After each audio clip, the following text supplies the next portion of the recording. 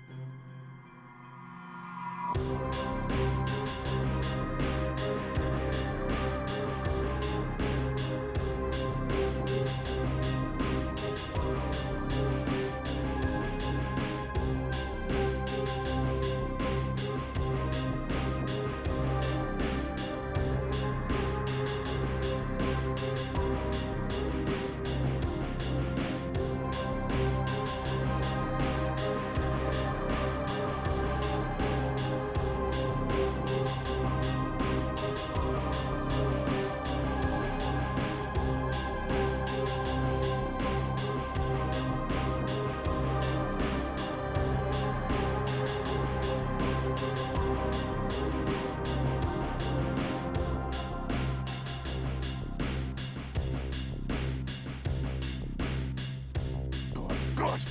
Share our warp stone, and I will not eat you. Yet.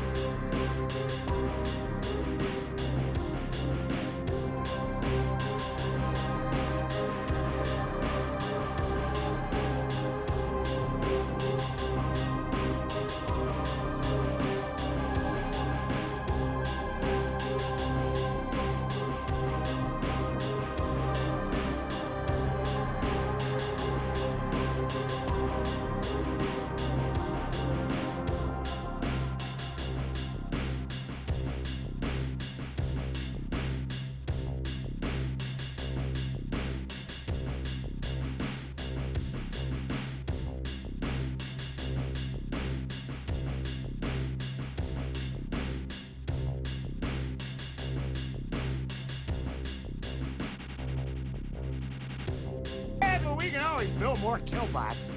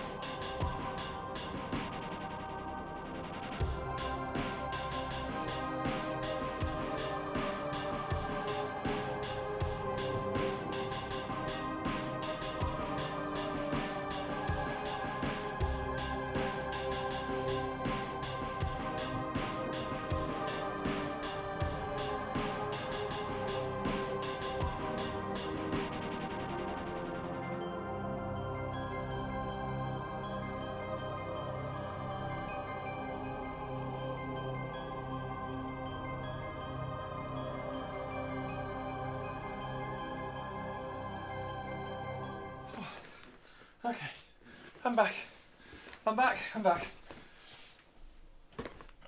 Do I clean the station itself? What station have you got? I've got just... It's just a box. Mine's just a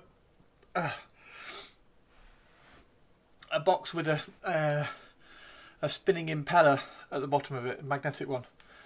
So I just rinse it all out and then pour it in a washing up bowl and leave it in the garden. Off printing dragons? Yes. Well, no, not actually dragons. I'll show you in a second. I'll show you what I was printing. Let me get the camera on. Hey, teeny tiny. Hello, everybody. Yeah, I was slicing another file. I was slicing another file to put on the printer just before the stream started, and then Purpley was like, "Oh, Tato's not even watching Chris because he's not streaming." So I was like, "Oh, okay, I'll stream." So I started the stream, and then during Oh look, a Christopher.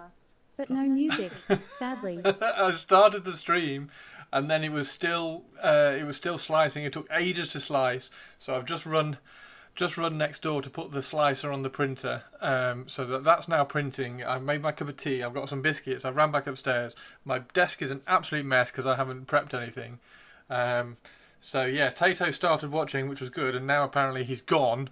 So we haven't got a Tato, but we do have a Tomb King Tristan. We do have a Pershaw. And Pershaw, what was I printing? I was printing... I haven't been printing dragons yet. I haven't decided. The dragon idea, I'm going to have to lull over and work out whether I do an AOS dragon proxy army, and that's a kind of a Tomb King Tristan thing, isn't it? Like a proxy army. So maybe there's a really cool proxy army in Age of Sigmar that I can use dragons for. Or I do an Age of Sigmar, an old world army of dragons, but the only way you can do that really is Chaos Dragons. So you do 3 Chaos Dragons, but then you need some troops as well. I don't really want to do the troopy bit because I just want dragons, right? Anyway, I printed my other Minotaur Lord. So there's my other Minotaur Lord. That's my Doom Bull to go with this Doom Bull. So I now have 2 Doom Bulls. This one's going to have a hand weapon and a shield. I might put a shield in this hand and have that as the hand weapon. But he's going to be really awkward because he's going to... This one kind of sits quite neatly inside the base, but this one's going to just be sticking out all over the place. But anyway, that's the other Doom Bull, which is quite cool. And I've also...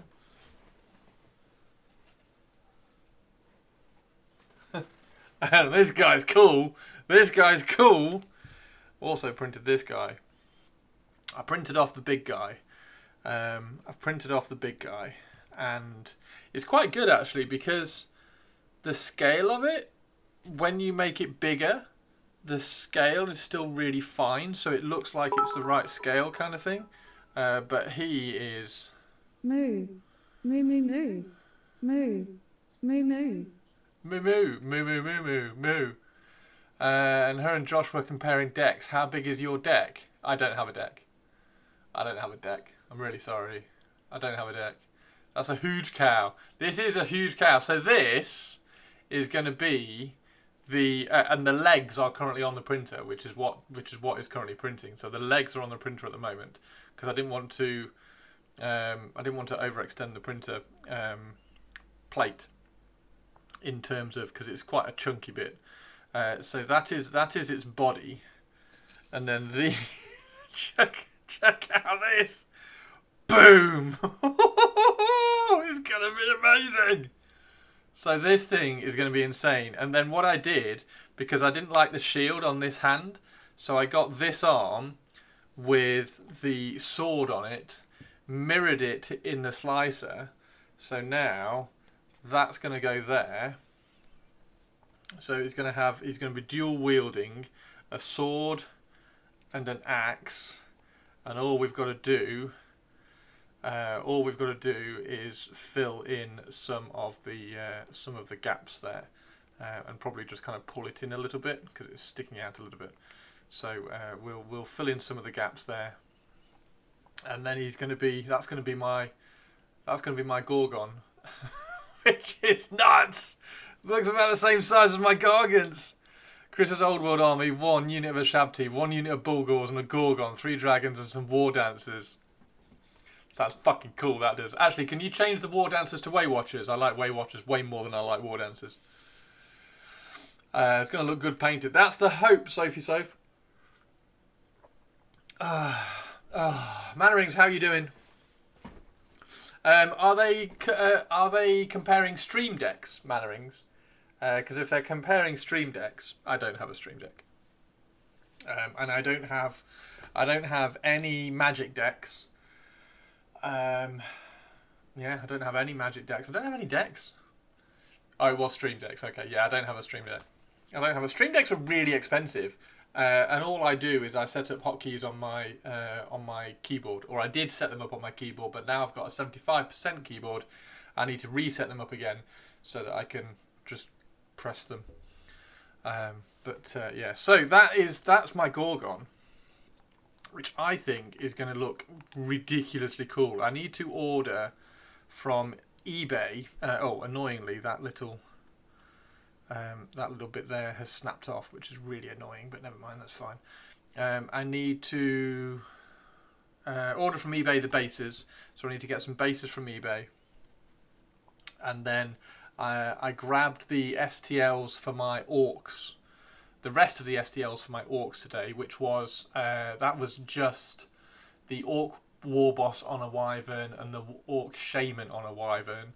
So I've got those two now. I've got those 2 files, and I've got the rest of the STLs for the Minotaurs as well. So the Minotaurs, I just needed the Minotaurs with great weapons, but I mean, this is why I need to scale up the other Minotaurs, because they're so small. So we're going to scale up the other ones. Yeah, there we go. And this is... He is going to need to go on there like that.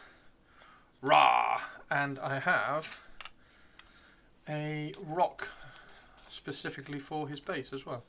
So he's going to have a little rock on his base. Maybe, I don't know whether he's going to jump off. Do I have him jumping off the rock as well and make him even taller? I don't know. But he's going to have to go there like that, and then he's going to have a shield here and a big axe there. He's not going to rank up at all, is he? He's just not going to rank up, is he? Oh dear, never mind. Right, okay, let's get some music on before Twitch Lady shouts at me again. Very, very sorry, Olivia. Time to work last night. Put a base magent on my Void Dragon, working on one of my Catacomb command barges, going to use 2 old gift cards and add depth to the flying base, cutting a hole for a large magnet to go in. Okay. Magnet. Yeah, you spelled magnet right. Large magnet. You don't have to correct the magnet. Music. Let's get music on before Twitch Lady shouts at me. There we go.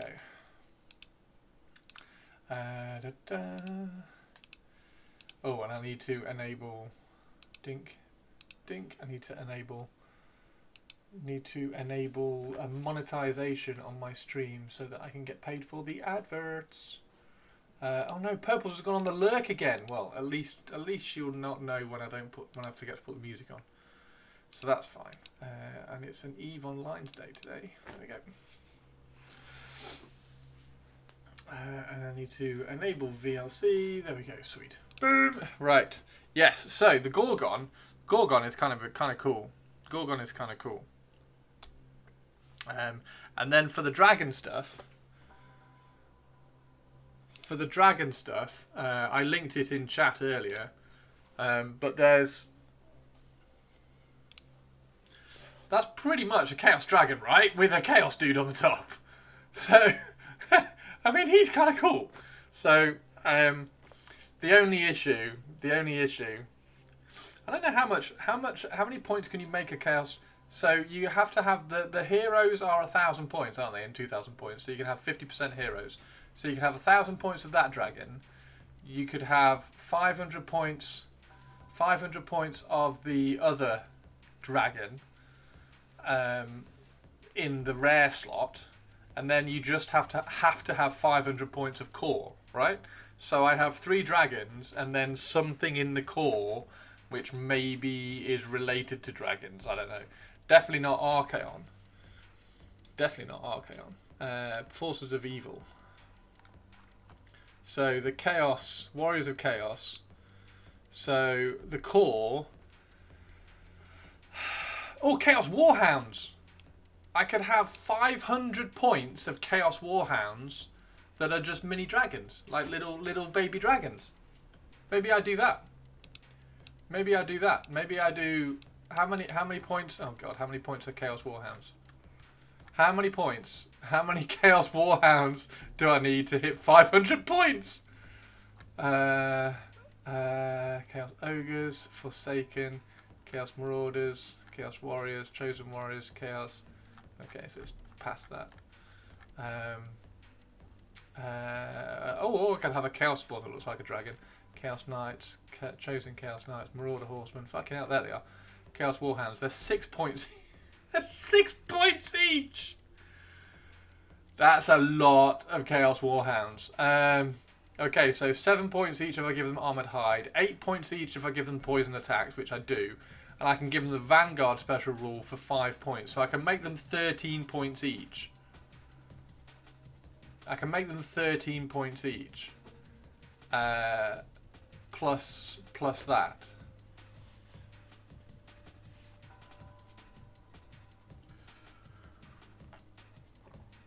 $13 points each for baby dragons running around the feet of 3 massive dragons.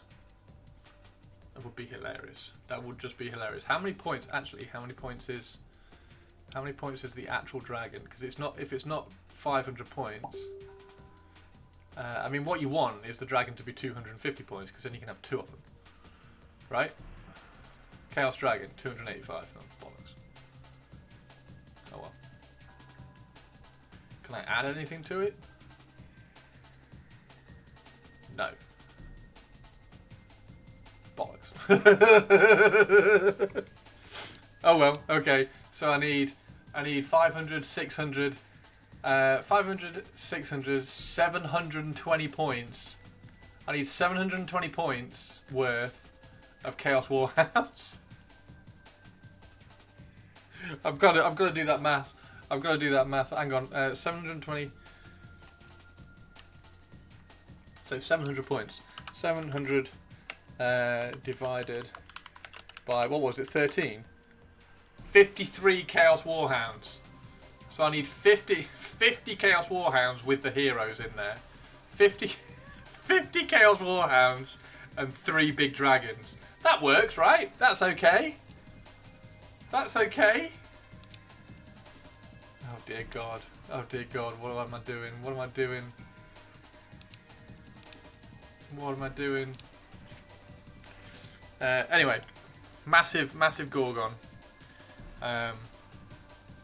So I need to just follow this around and make sure that.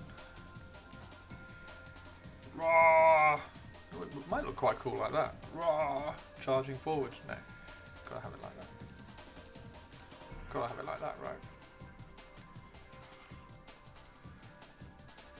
Raw. Yeah, he's gonna be great. I like this. I like this idea a lot. It's going to be hilarious to see how big he is on the base, though, because he's going to massively overhang the base. But he is also going to be quite tall, so the arms probably aren't going to get in the way. I wonder who made his axe for him.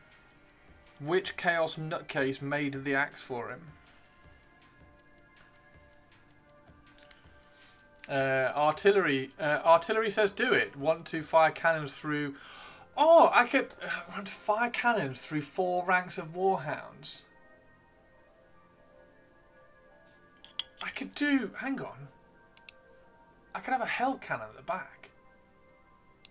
How many points is a Hell Cannon? Oh no, because I still need the core. It's the core that's the problem. It's the core that's the problem.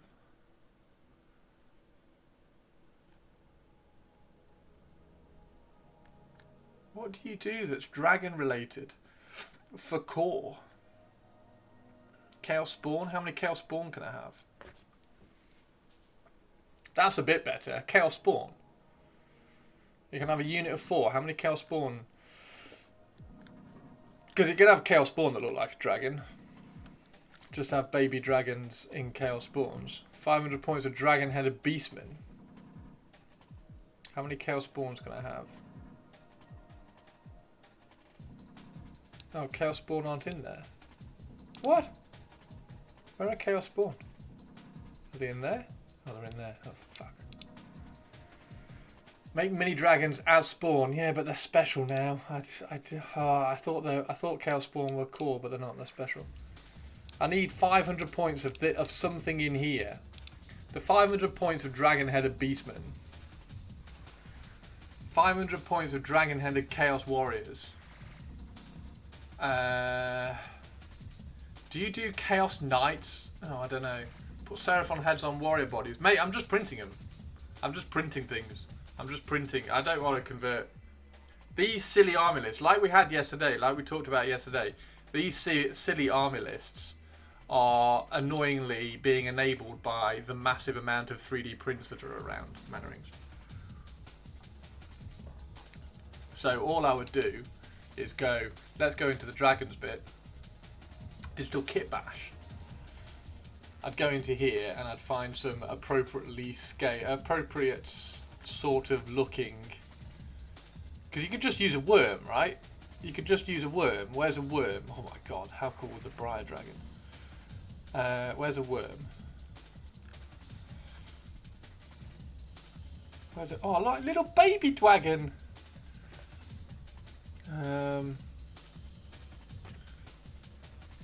There we go, there are worms. Sort of.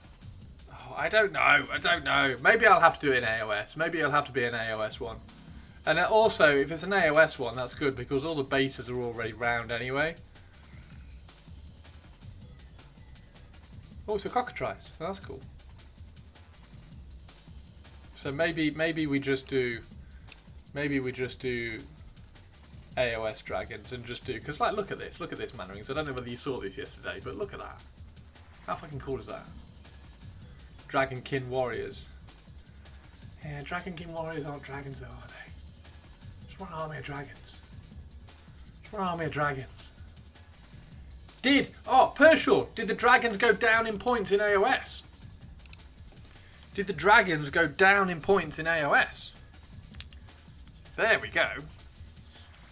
So if I put him there, if I put that there, does that foot, does the hoof,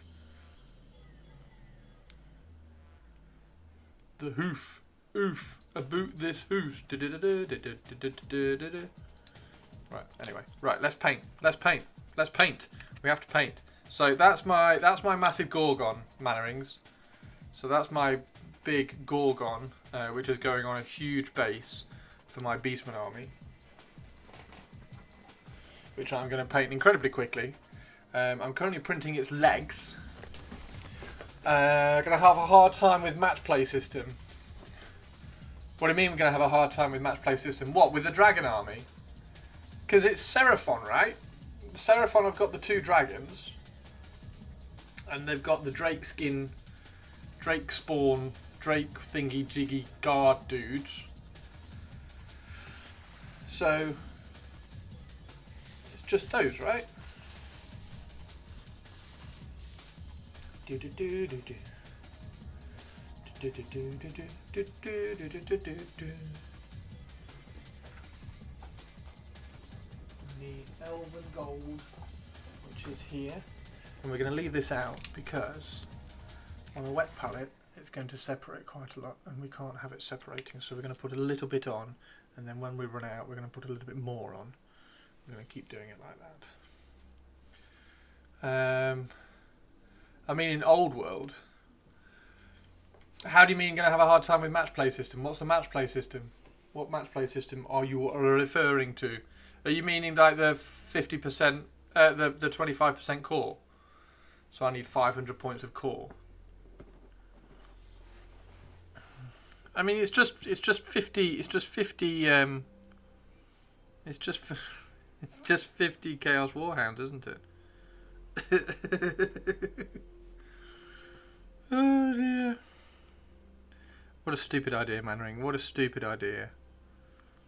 I've got my Chaos Minotaur idea, so that's fine. Let's just stick with the Chaos Minotaur idea. And the orcs. I've got to print the rest of the orcs now. I've got the wyvern bits.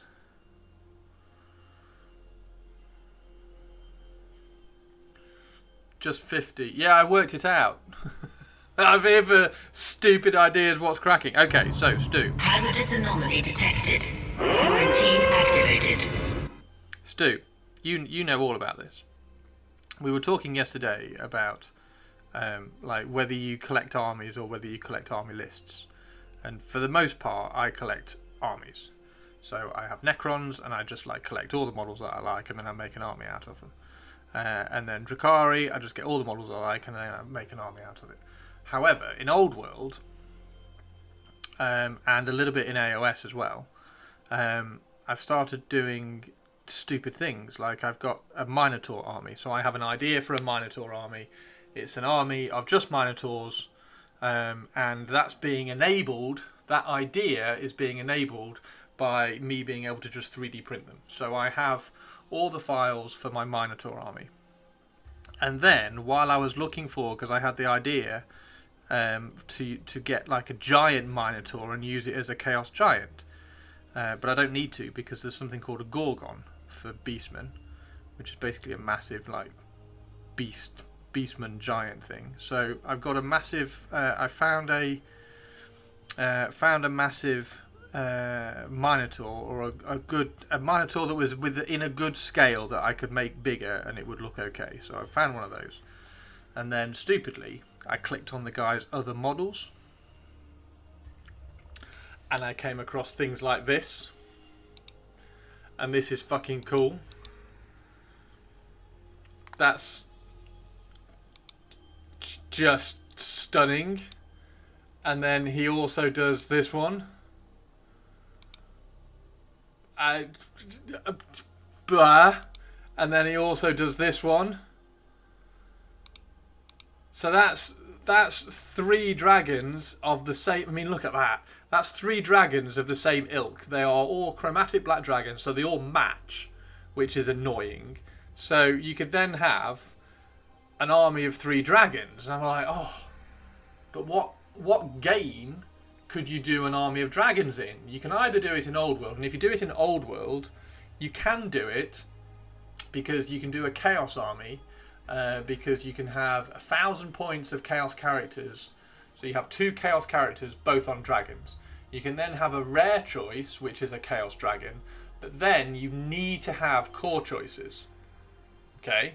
So I need 500 points of core, but because the dragon is only 285 points, technically I need 700 points of core. So technically I need 700 points of core. And the only kind of dragony thing in the Chaos list are Chaos Warhounds. So what you could do is you could have 3 Chaos Dragons and then 50, because I worked it out, 50 Chaos Warhounds that are baby dragons, and then that would be the dragon army. However, the same guy also sculpts that, which is a Chaos guy, clearly, on a dragon, and he does 3 versions of that as well, so you could have 2 of them plus the Chaos dragon. Or, as Captain Mannerings has just said, you could do it in AOS, and then you could do Stormcast Eternals, because I think they have 2 dragons, 2 dragons as characters, and they definitely have a character riding a dragon, which you can just use as a dragon and drop the character off. And then they have Storm Drake Guard, which are the baby dragons ridden by the Stormcast. So you could also have just a pure dragon army in Age of Sigmar. So that's the other thing. But the question is, which way do you go?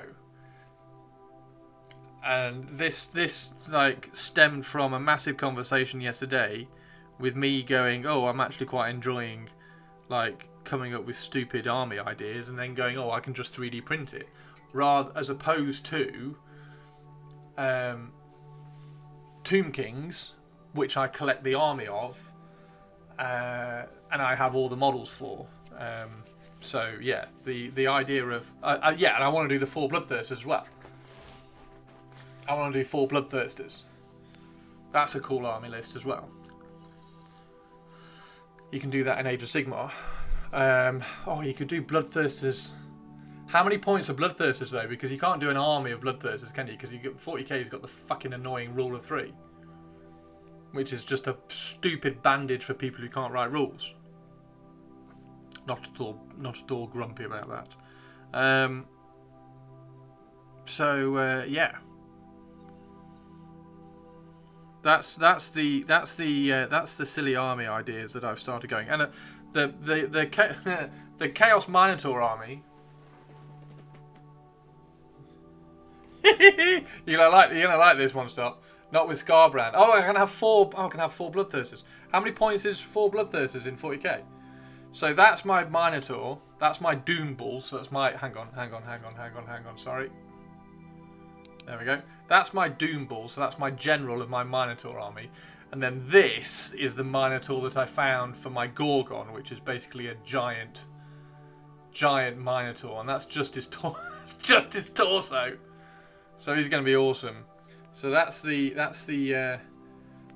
giant Minotaur for my Minotaur army. I'm currently printing his legs. His legs are currently on the printer, along with a few Star Wars Shatterpoint models as well. So yeah, it's recently, because I'm kind of entertaining the idea of playing away from Warhammer World a little bit more than I have done in the past. Recently I've just been like, oh, I wonder what that army would look like. 222. Oh, so I need to spend. See, that's another. How do I spend another 800 points of something that's not dragons? That's dragons. Can I then have 3 Lords of Change? They've got wings and stuff.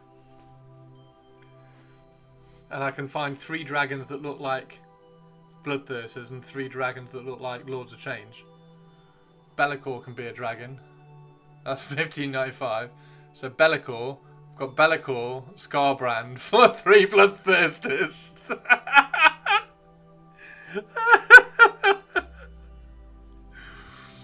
Oh dear. So I've got 400 points to spend.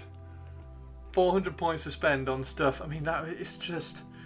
So I don't think, this is the thing, I don't think it's going to work in Old World, because I'm going to need 500 points of something that isn't a dragon. So I think, I hadn't even thought of 40k, but with you adding in the 40k Bloodthirster thing, I think it's going to have to end up being 40k or AOS as the dragon army, which should be hilariously fun.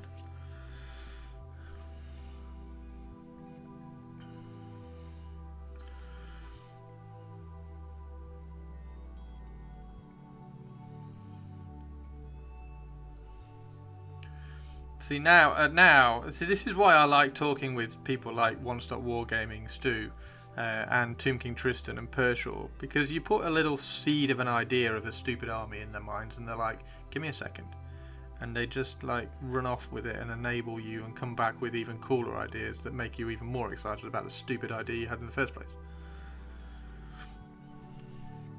I love my Minotaur list, and I'm going to have to expand the. I have to expand the Orc list to something even cooler as well. Now we've got two wyverns in that. Be'lakor can be a dragon. Yeah, Be'lakor can be a dragon. Everybody is a dragon. You can be a dragon, you can be a dragon, everybody gets to be a dragon.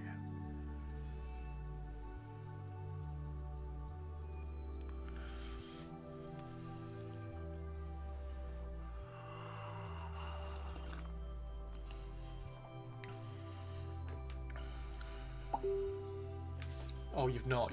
You have, haven't you? You absolute arse biscuit.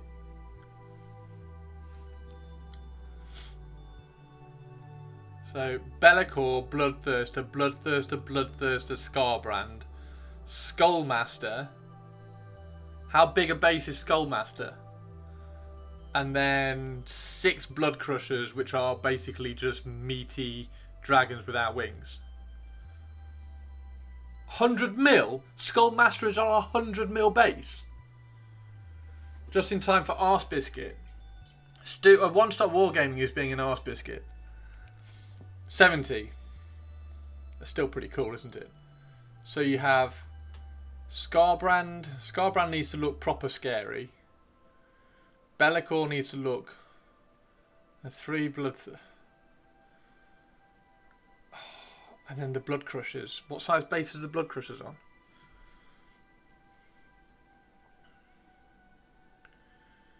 He's on a round, Crushers are oval. Blood Crushers are on quite a big base. They're on the same size base as the Juggernaut guy, aren't they? So have five mini dragons.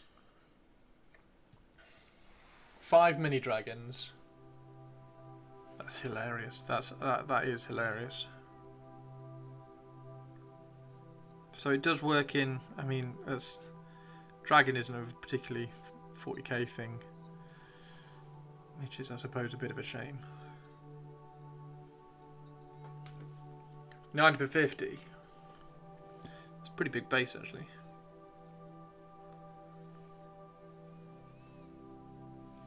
You can be a dragon, you can be a dragon, everybody's a dragon.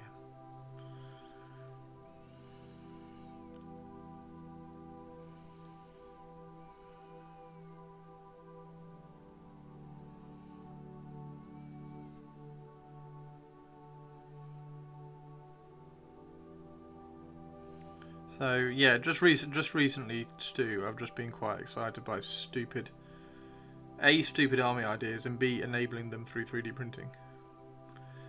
Because, like, I was trying to explain this. I think I explained it reasonably well yesterday. Like the Black Orc army idea that I want to do for Old World is cool, but I really don't like the Black Orcs from Old World. Like, they're really old and like near. So you go and find 3D prints ones, and you could absolutely use the Age of Sigmar ones. However, I need 30 Black Orcs in my Black Orc army, and that would be £500 because like 3 Black Orcs are 50 quid sort of thing from Games Workshop. So 2 Helldrakes. Why 2? Get 3. I really like the Helldrake.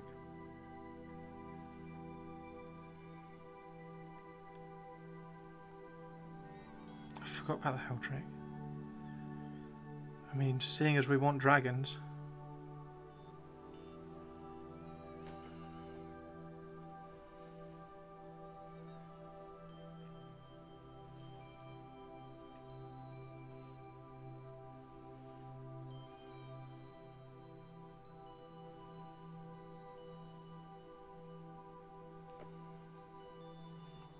Because they are OC0, so they are Angry Distraction Turkey. Why stop at 3? Because the 40k rules don't allow you to have anything more than 3.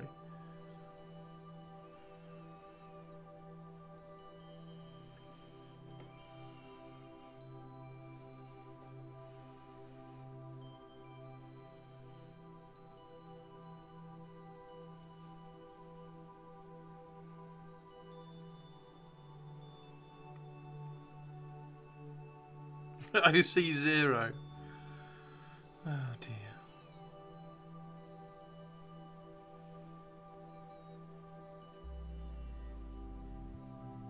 Yeah, Helldrake's awesome. Do it. Do it. Also, if you get one that's still on sprue, you can convert it and close the wings down. My one's over there. 48 Pterodon, 48 Pterodon riders. Do it. Do it. If you are playing this list amongst friends, why stick to the match's rules? But move 20 anti-fly 2+ with dev. Yeah, just do what you want any old time.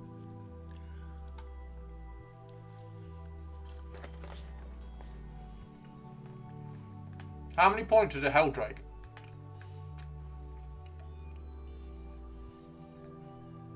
One-stop wargaming.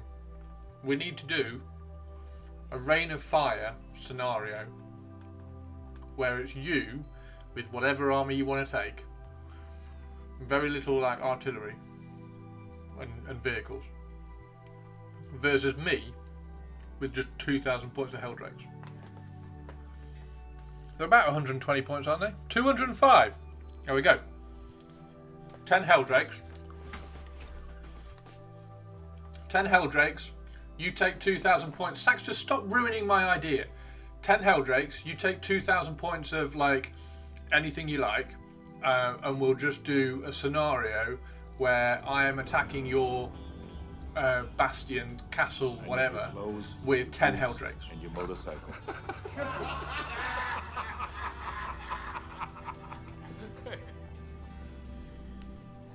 10 Helldrakes.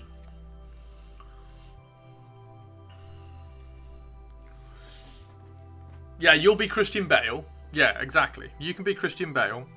Thank you very much, PNT, BTTR, Vigmenta.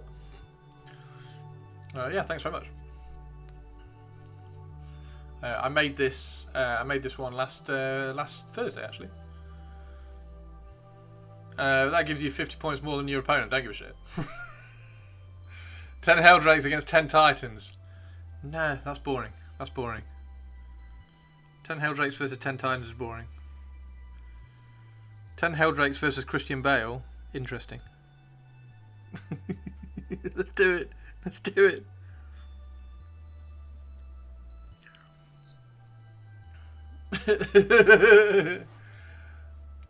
He has OC 0, so he lost anyway. He has the Helldrake versus infantry only. Helldrake versus infantry. Like you can have some artillery, obviously. You can have like if you were taking Imperial Guard, you could have like the heavy weapon teams and the artillery teams and things like that.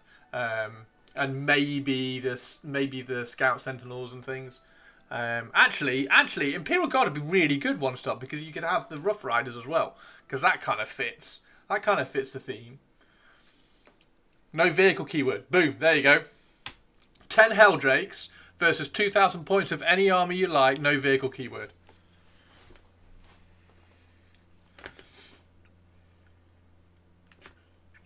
Yeah. Now we just need 10 Helldrakes. Now we just need 10 Helldrakes. I've got one. I've got one. That would be amazing. That would be so cool. What's there? Is there Flamer 2d6 now?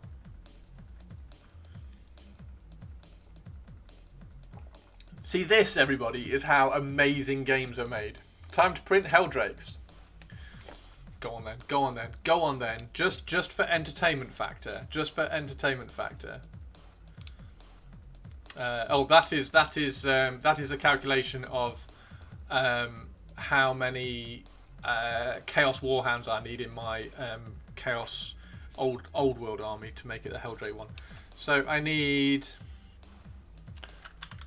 Helldrake 3D print.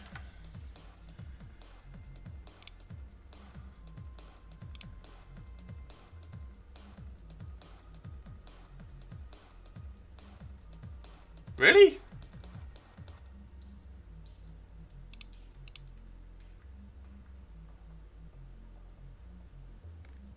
Oh, it's all the bits. Ugh. That's not bad though. D6 plus 3. Oh, I thought it'd be 2d6. Well, there we go. There's our 3D printed Helldrake. I shouldn't be obviously shouldn't be advertising this. Helldrake with LED.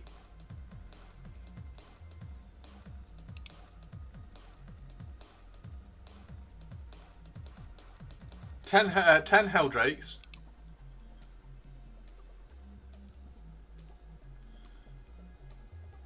What is the spider thing top right? I'll click on that in a second.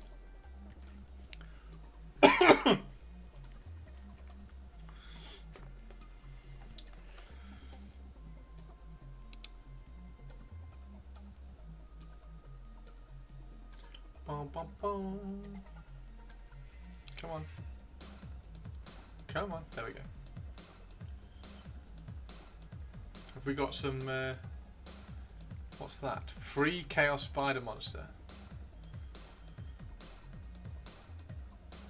Just need the Infinity Roger Van Zant model. 3 warp lightning cannons for a kit bash. Is that to put on a knight?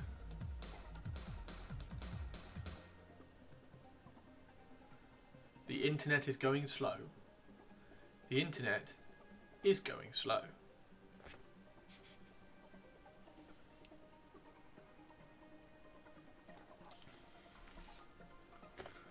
I don't know what that is, Stu, but it's huge. That is huge.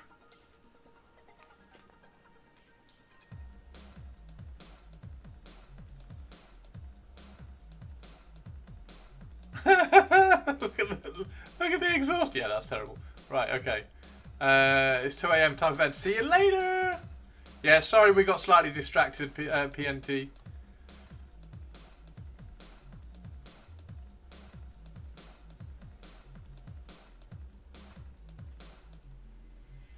There we go. Right. Cool. This is... Why is this so slow? Right, let's go to...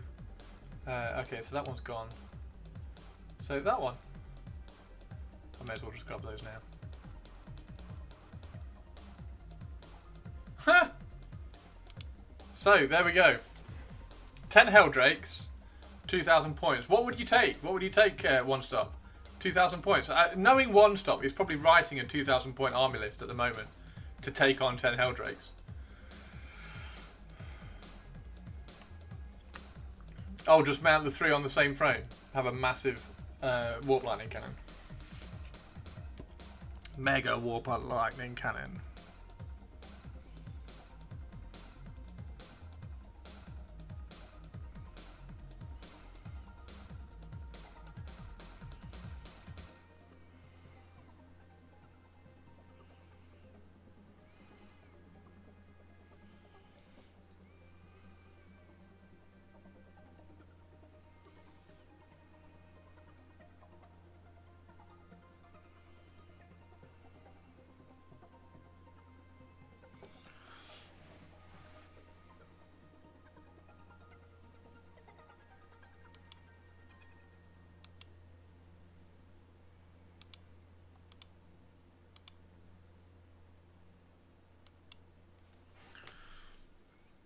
Well, there we go. Anyway, crazy army ideas turned into a crazy scenario plan.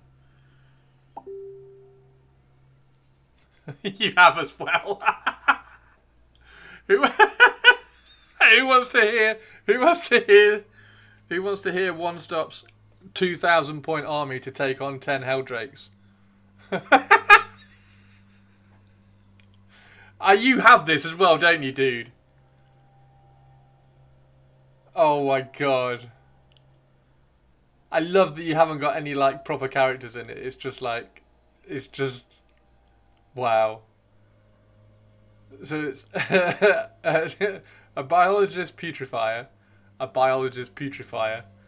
Death Guard sorcerer in Terminator armor, a foul blightspawn, a Lord of Contagion, Typhus, and then 10 Plague Marines, oh, you got 2 Rhinos vehicle, and you got a Land Raider. Come on, where's the vehicle? And then 5 Terminators, and 20 Poxwalkers. And what's that? Is that 2,000 on the nose? Ish. 1995. Need 3 more Terminators for that.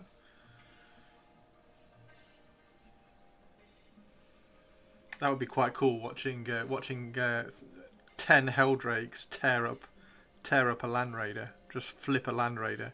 10 Helldrakes charge a Land Raider, flip it, and then eat all the Terminators inside. Oh, I'm talking myself into this game, Stu.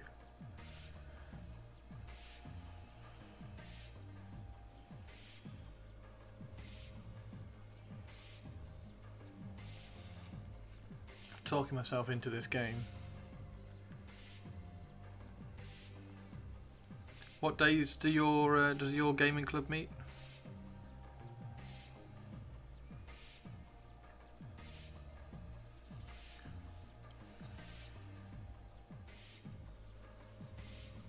I don't know about you guys, everybody else in chat, but I think that sounds amazing.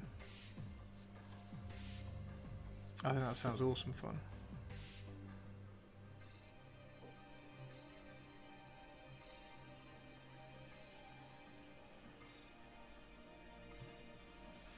Right, I'm going to do some of them are going to have gold trim up here.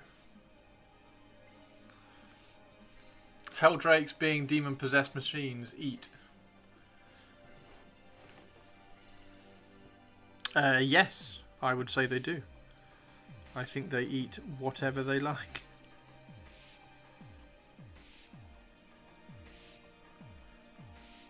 What do Helldrakes eat? Helldrakes eat 2 biologist putrefiers, a Death Guard sorcerer in Terminator armor, 2 flower blight spawns, a Lord of Contagion, typhus, etc., etc., etc. That's what Helldrakes eat. Have the game and let us know how it goes. I've got to get 10 Helldrakes first. And if we have the game, I'm recording it and putting it on YouTube.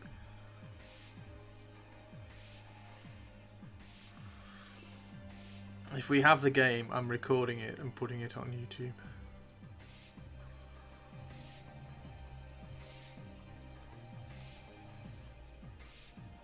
I think there's a viewership for that. For I'm gonna get 10 Helldrakes, and you're gonna get 2,000 points. Let's play a battle report. I reckon there's an audience for that.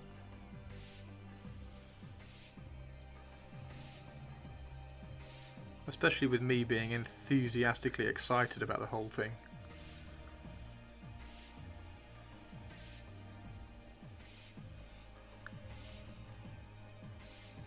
We do need to do the Joy Toy 500 points. The Joy Toy 500 pointer, for anybody who's wondering, is you get a 500 point army of Joy Toy models and have that game on the floor.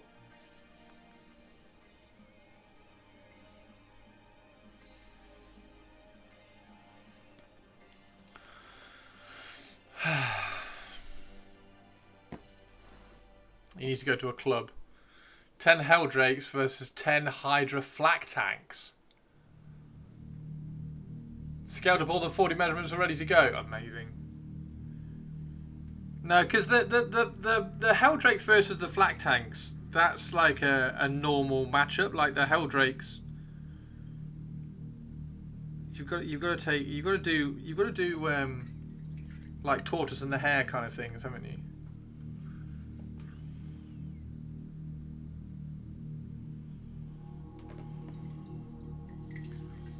Oh, that'd be so cool. That would be so cool.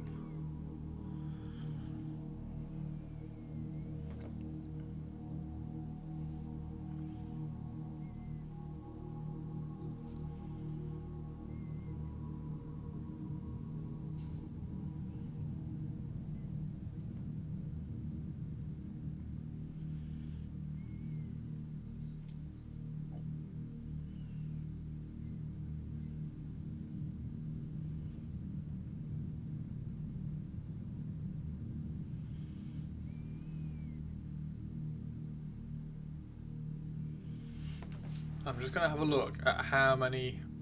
Brett, one of the people from the Hobby Collab, is trying to get 40k Aeronautica. That would be cool.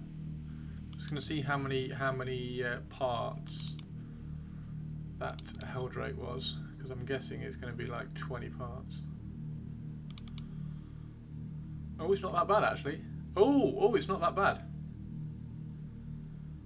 Still a lot of parts. How many parts is it? 22. It's 22 parts. It's not as many as I thought it was going to be.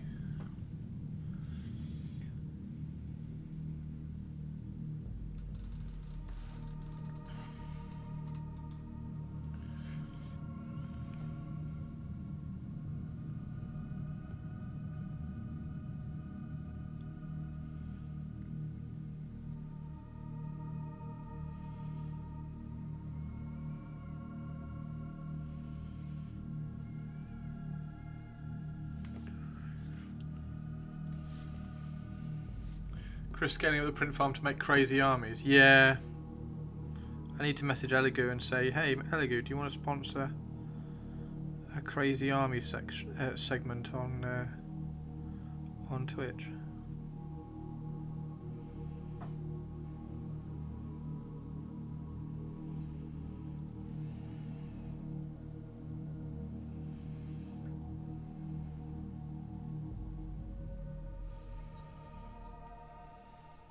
Oh my god. Hey Purples, how you doing? Oh, have you just seen your model? Purples, you've missed the genius game that myself and One Stop Wargaming are going to play. So we're going to do 2,000 points. So Stu is going to have 2,000 points of infantry. No keyword vehicle allowed. So he's got 2,000 points of infantry, and he's going to be protecting his like bunker or like some sort of encampment, and then I'm going to have 2,000 points, which is 10 Helldrakes. Go. And we're going to figure out a scenario where I have to burn him out of his little hidey hole. Yeah, it needs to be a video. We need to put that on YouTube. It's going to be brilliant. 2,000 points of infantry versus 10 Helldrakes. Do you like this, Purples?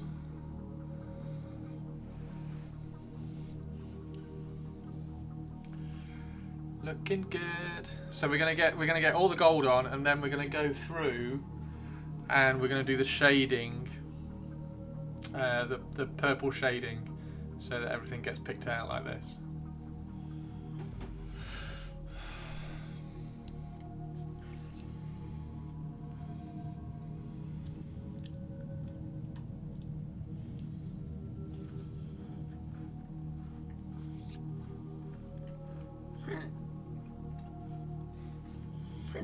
Stu, did your games club allow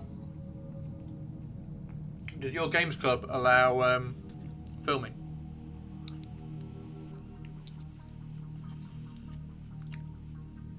This is me being distracted, okay? I get distracted because I've done one Space Marine now, so now I have to do a Terminator.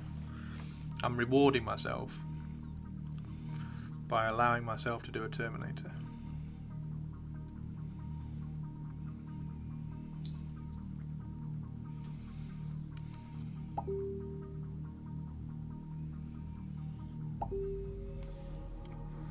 Well, have you fixed it? Poxwalkers, Terminators, Plague Marines, Typhus, Contagion, Flower Blight Spawn. What have you added? What the hell have you added? That's the same list. That's the same list, just with no Rhino and no Land Raider. Did you add the Blight Lords? Oh shit, they're 310 points for 10 Blight Lords. Fuck. Wow. Let's do it. Plague Marines versus 10 Helldrakes.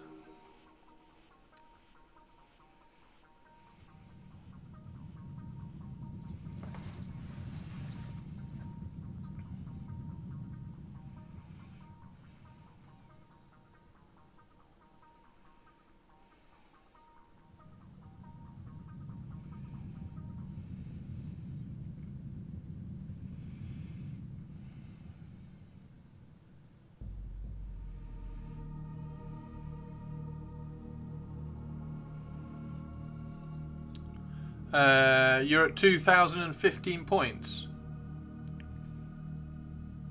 Oh no, what are we gonna do? You can't do that one stop because Saxtus will be cross.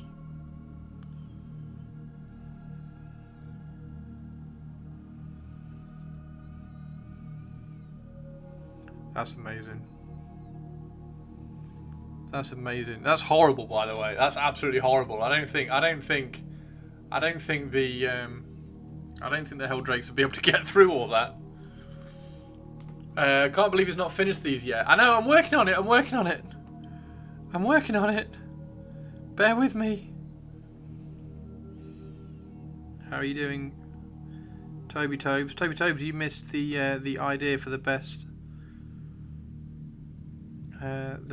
game of 40k ever. You missed it. We came up with it about half an hour ago. So win conditions. Win conditions. You have to table me. What are my win conditions? I've got to.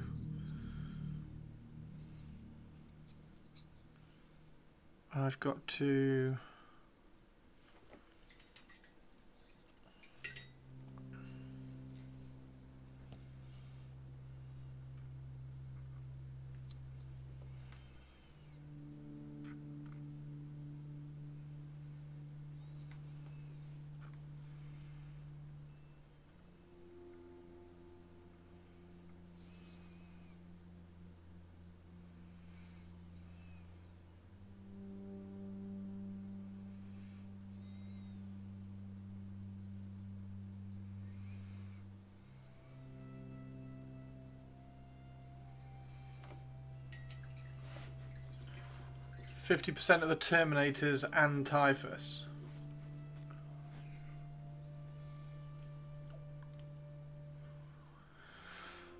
Maybe I have to take the objective that the Terminators and Typhus are defending.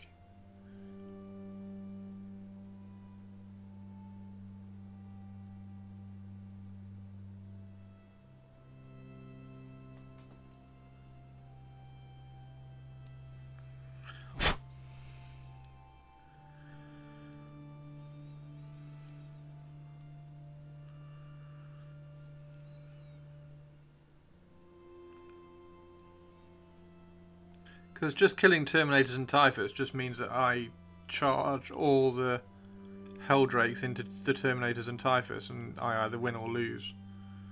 Whereas trying to take the objective means that I have to actively try and get through the Poxwalkers and stuff as well.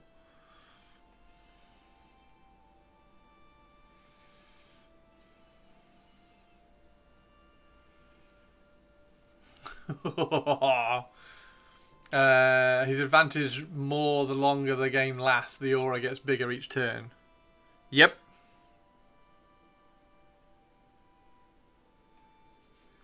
Yep, that's true. Oh, it'd be so cool. That would be super cool. Rain of Fire in 40k.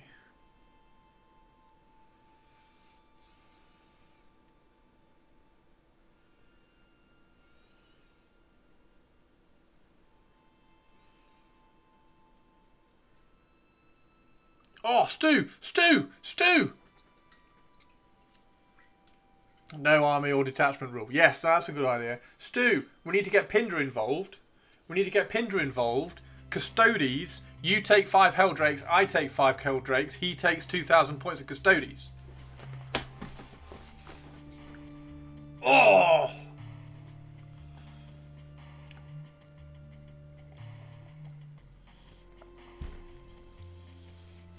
That would be messy. I mean, we wouldn't be able to get through the 2+ armor, would we?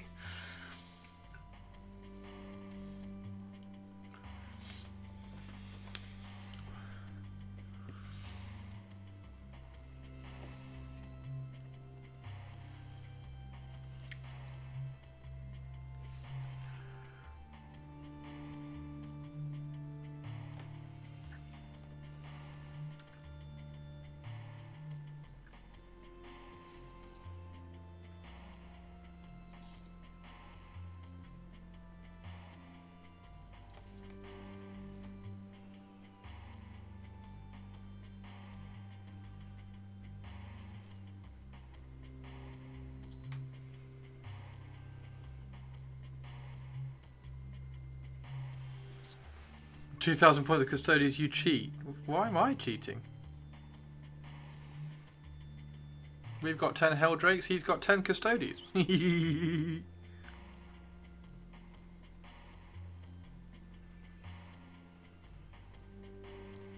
No, I don't think we'd be able to get through 2,000 points of 2+ save Custodians.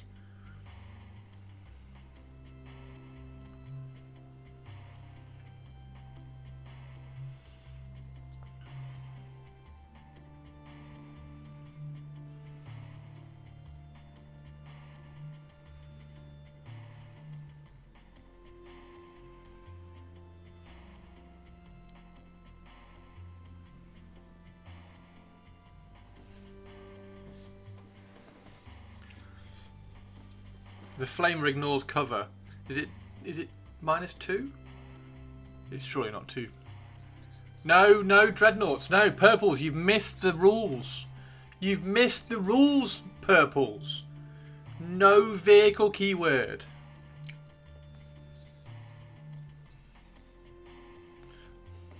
-1. -1 ignores cover. Okay. So they get a 3 up. Meh.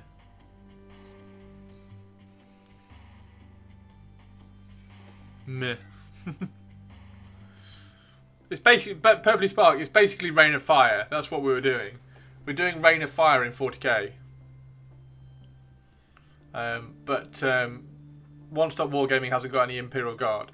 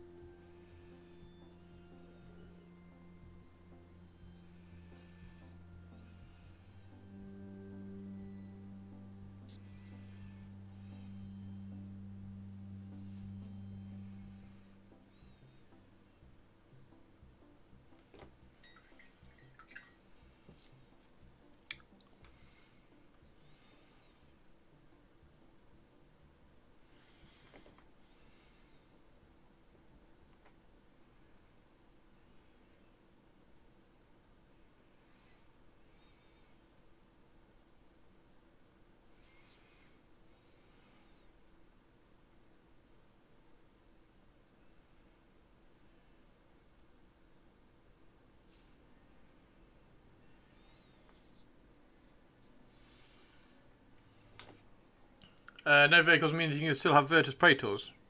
I mean, yeah, sure.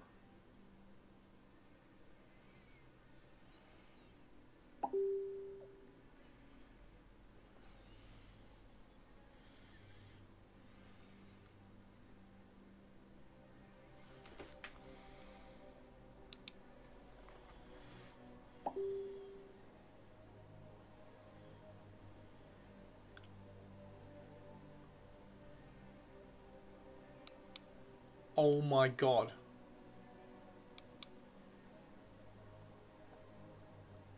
Can you buy that as a print?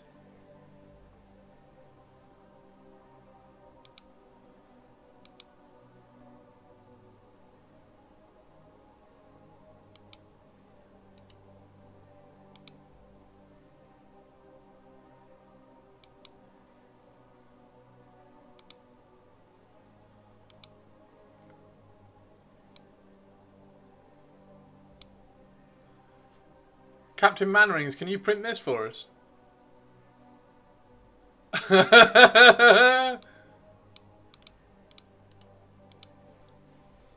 For those of you who don't know, this is Bamberg Castle from Reign of Fire.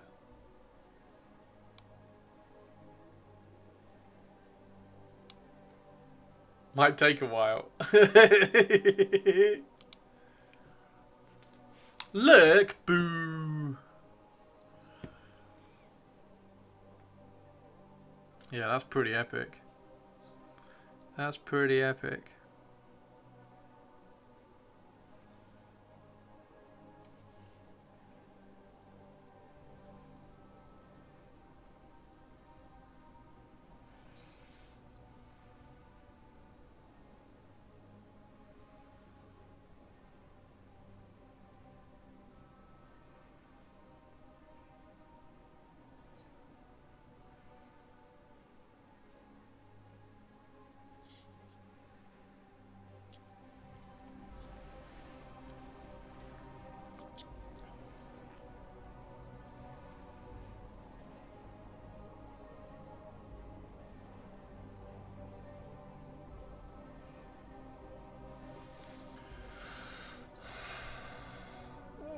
Do that then, all his Helldrakes will be sitting ducks. I was looking at printing a large size tavern the other day, and each of the 9 plates were going to take about 3 days? What kind of large scale tavern? Is there a 40k that rules the renders flyers grounded? No. Why would you want the Helldrakes grounded? That would make for a really dull game.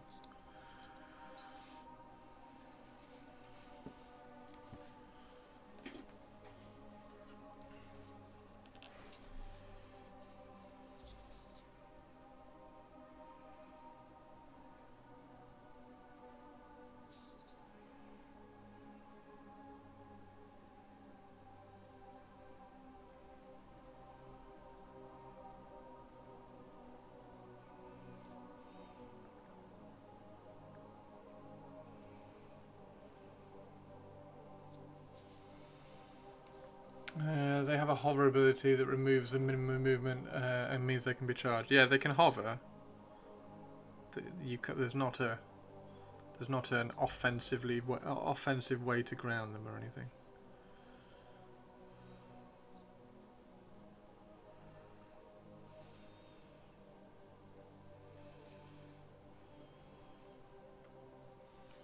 It's a playable D&D tavern that just had a decent amount of room for Warhammer scale minis. Oh wow.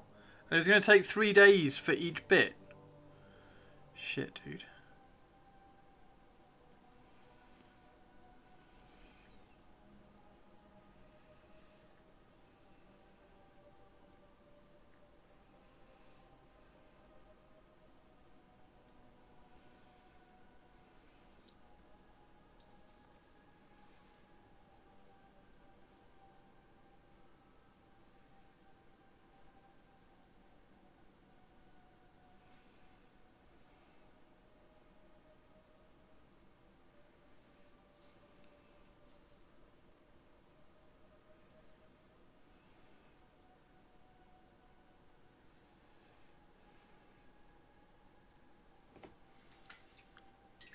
That's in uber quality.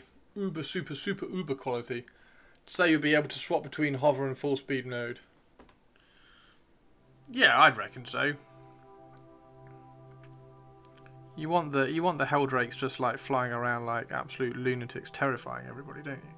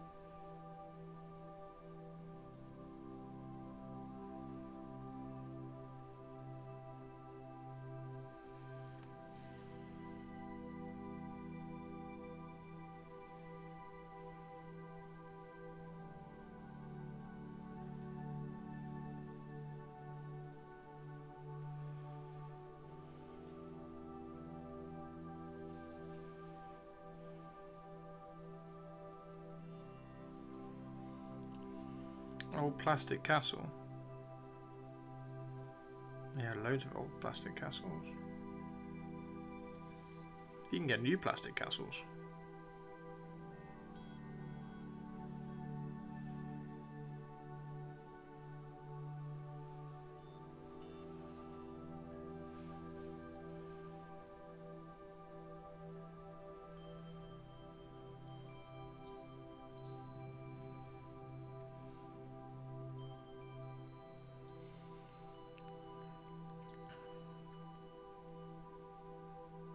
Yeah, can we film at your gaming club?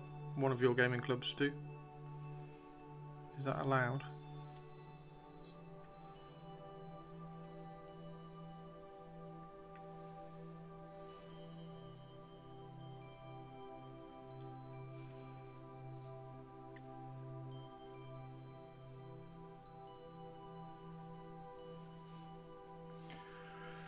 Hey Random, how you doing? Yeah, we're getting there. This is a commission, so we're trying to have a nice, simple, quick colour scheme for the client. So we're not doing anything too complicated.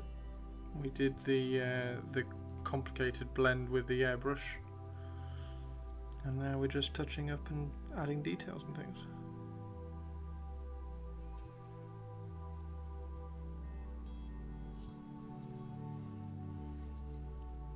The YouTube video of the toys in the 1980s.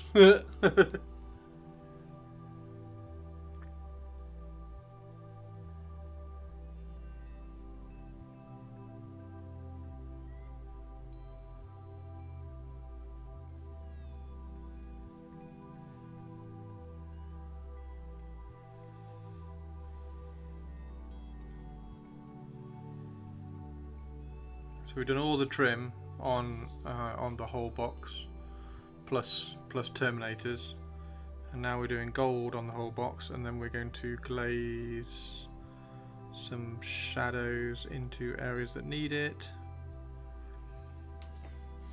and other stuff.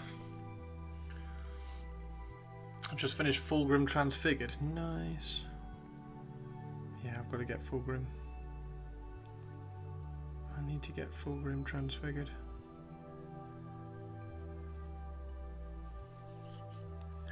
He was on the list of hopes when Games Workshop was sending out the review copies. I was hoping I was going to get a review copy of Fulgrim.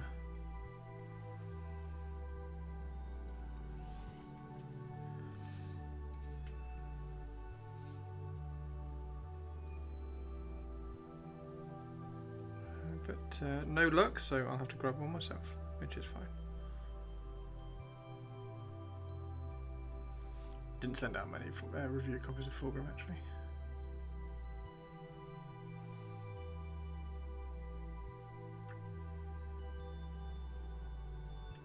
Yeah, gorgeous model. What colour scheme are you doing for your Emperor's Children? We've got a whole army of this to paint, so we're keeping it simple. And hopefully striking.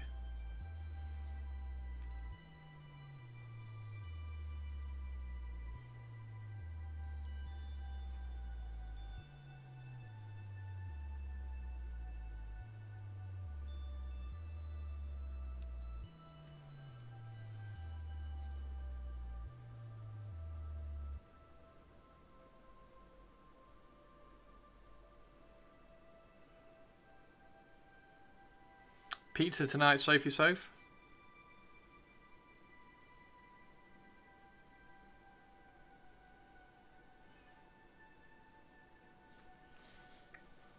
Pink, close to pre-heresy. Nice.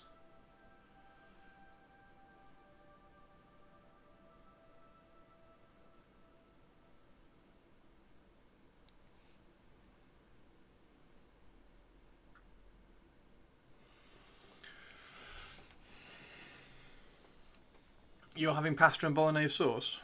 Nice. Yeah, I've got pizza. Pizza.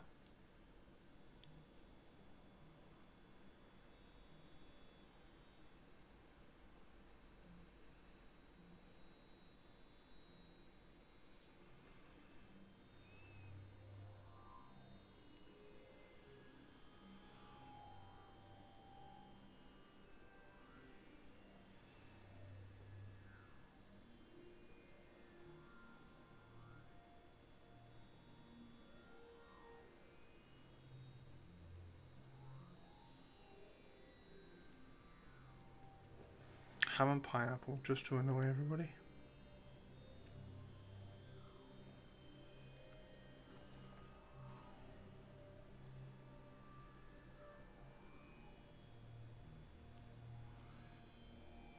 And we do have a hard stop today at 6 o'clock.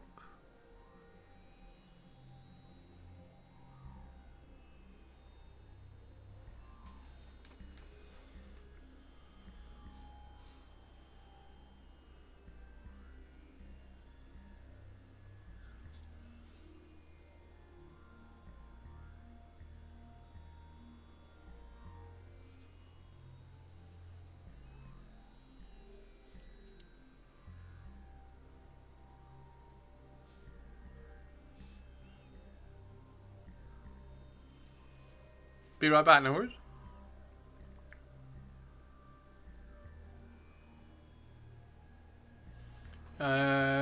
Yes, I'm putting pineapple on a pizza. And yes, we have this conversation every time I have pizza.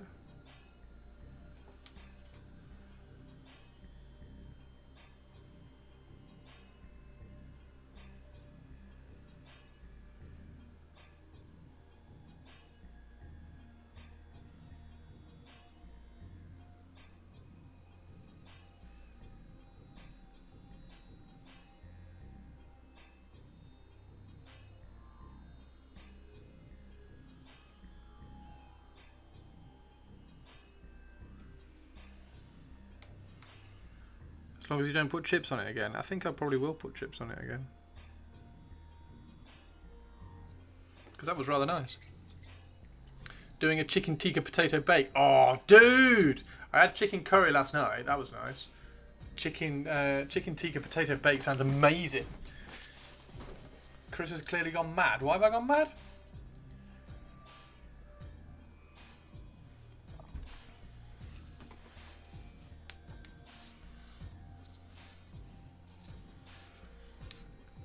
Right, let's do that one.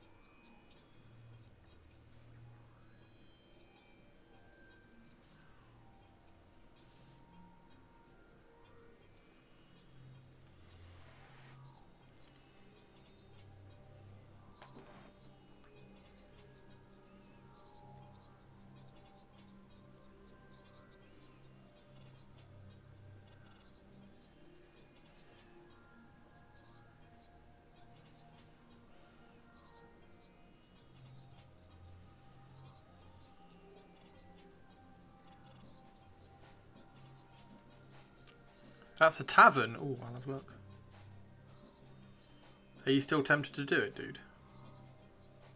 Or are you doing some more Dark Elf stuff?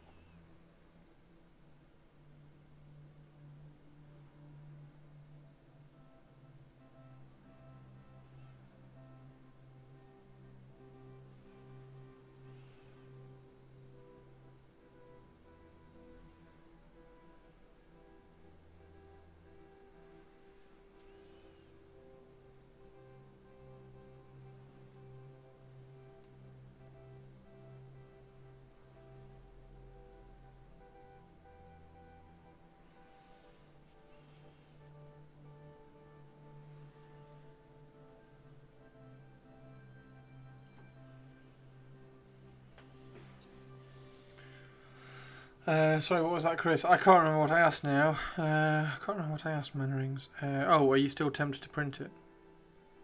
Or are you printing Dark Elf stuff?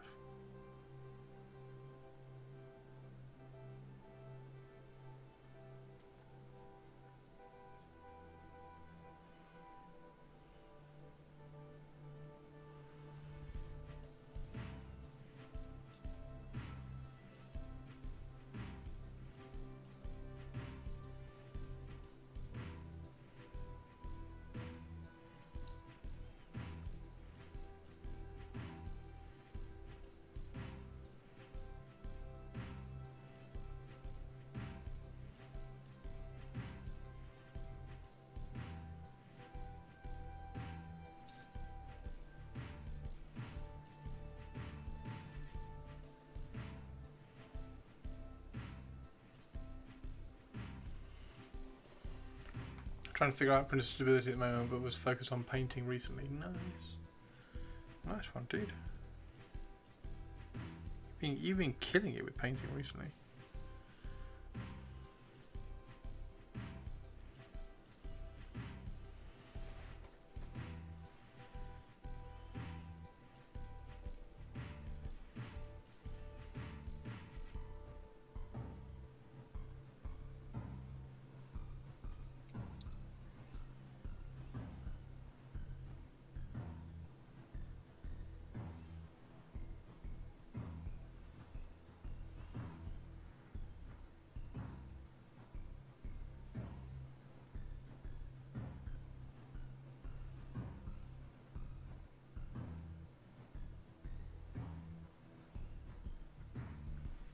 I don't know what that's supposed to be.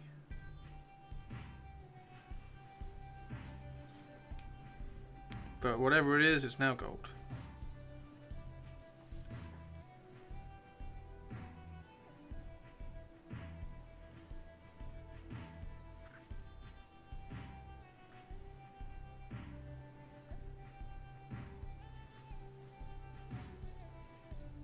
The movie night schedule is up as well, by the way, so if anybody wants to go and have a look at the movie night schedule. The movie this week is The Gorge, which is quite good and well worth a watch, so if you want to come and watch The Gorge this week on Thursday, head over to the Discord.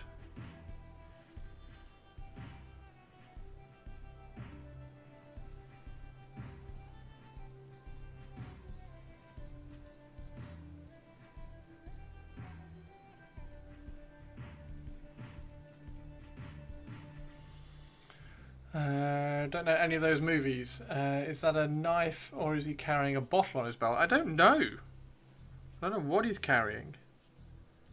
And yeah, that doesn't surprise me, Sophie.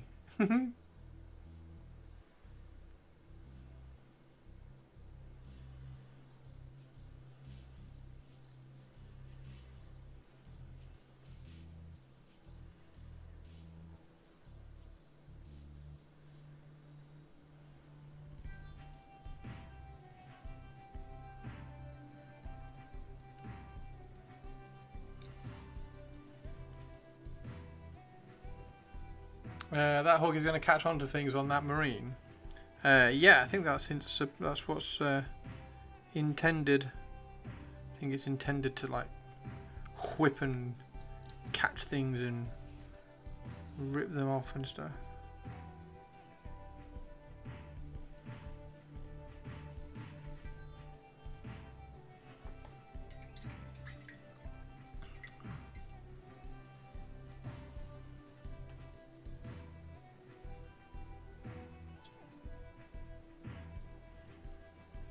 The other one, where's the other one? The other one I've put out in front. There it is, there's the other one. So that's the other whip. Yeah, the hook's a little bit more hidden on that one. But that's the two of them. They look really good, don't they?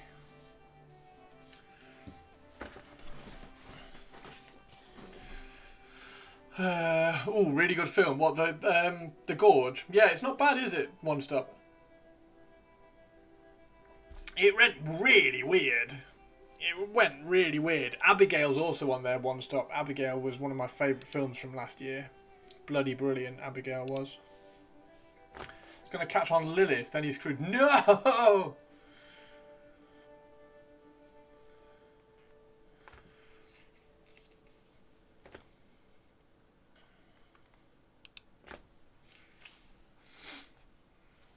What time is it? Oh, okay, so we've got an hour left. I'm going to carry on doing some gold. I do want to try to get to the silver. I want to try and get to some of the silver. Because once we get gold and silver on, then we can start doing the purple glazing.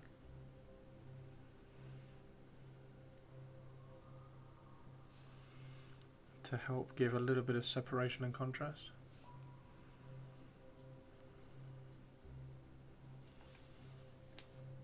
Are you going to come to a movie night this month, Sophie Soph?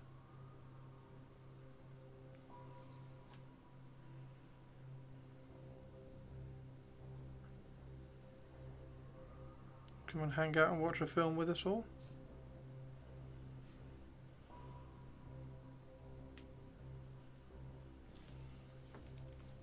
I know it's unlikely, but I thought I'd ask.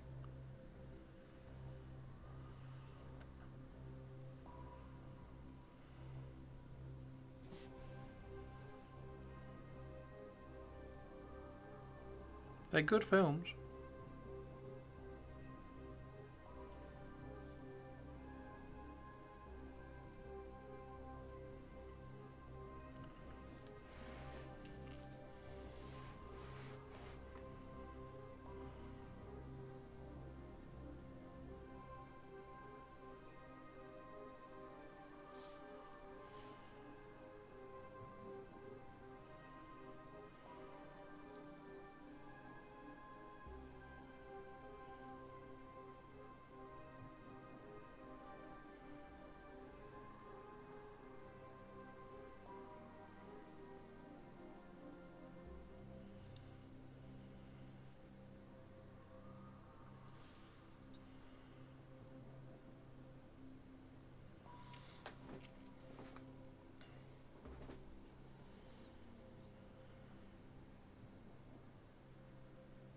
Yeah, that's true. She probably does have a lot of homework to do. That is true. Or is Sophie Soph one of those absolute rebels who doesn't do their homework and just does it on the bus in the morning?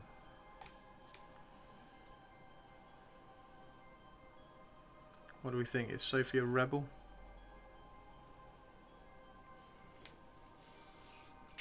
If it's horror, then no. Right, so no. None of the films are.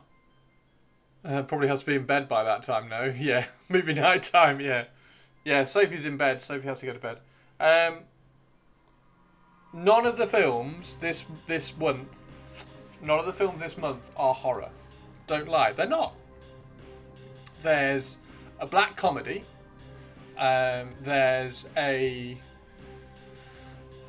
I don't know what you'd call We Live in Time. The Order is an action thriller probably, and The Gorge is fantasy. Maybe fantasy horror? I don't know. What would you class The Gorge as? Because Abigail is black comedy. Hands down, flat out, brilliant black comedy. Sci-fi horror? Yeah, maybe. Maybe. It's weird though. It's not really scary in the slightest. So Chris would say The Blair Witch was a documentary if he thought it would get you to attend. The Blair Witch Project was a documentary. The Blair Witch Project is found footage documentary. The Blair Witch Project is a found footage documentary.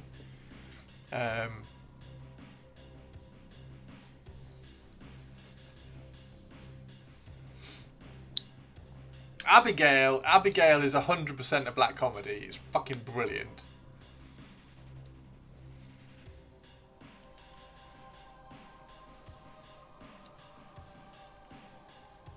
I watched that over 20 years ago and still sleep poorly as a result.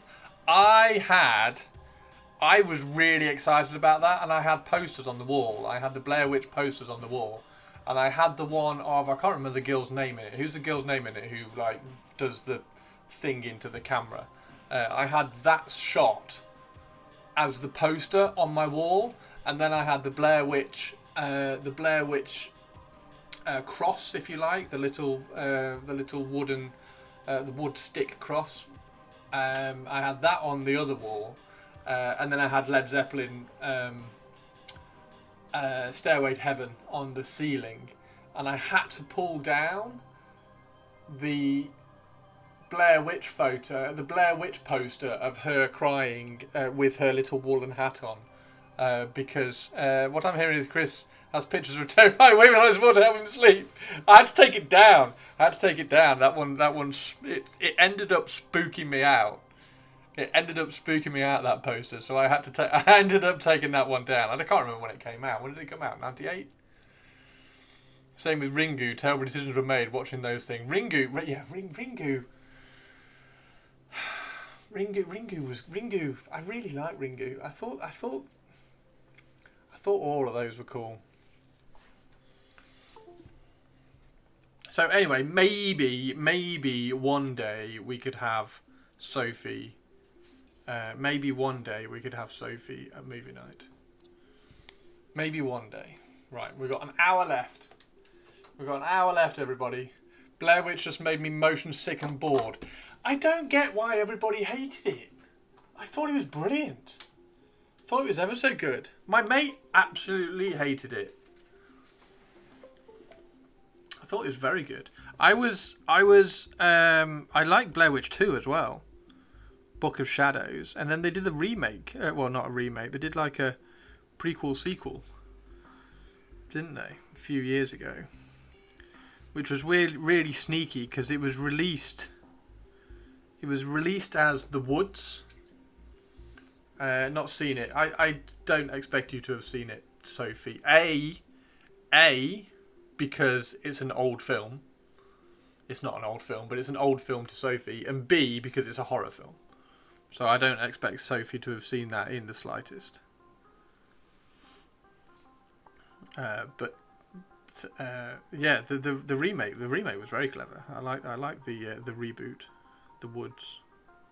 I thought that was quite good. So yeah, maybe we'll see Sophie at some of the later ones.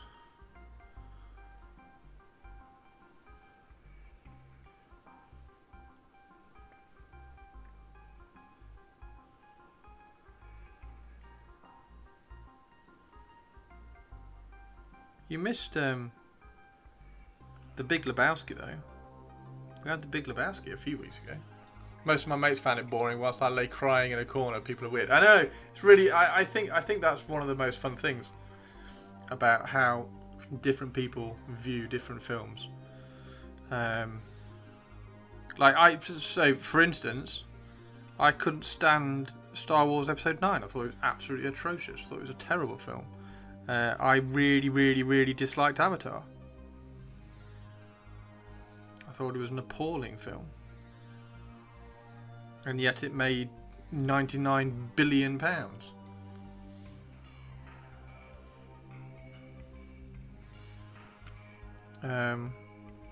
As long as people don't mind having the discussion about it, rather than just saying, "Oh, I hated that film, fuck off.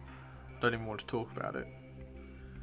You don't know what you're talking about if you like that film, blah blah." As long as you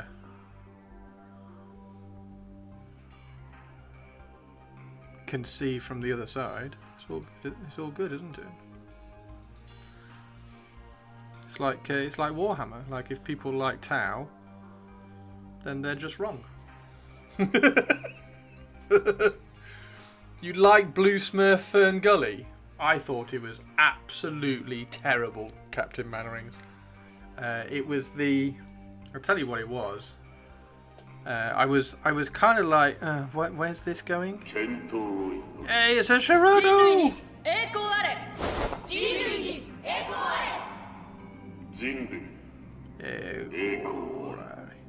Shirato, what did you think about Avatar?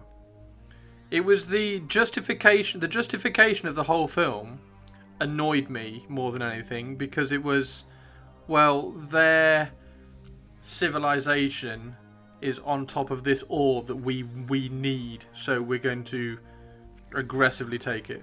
I'm like, why?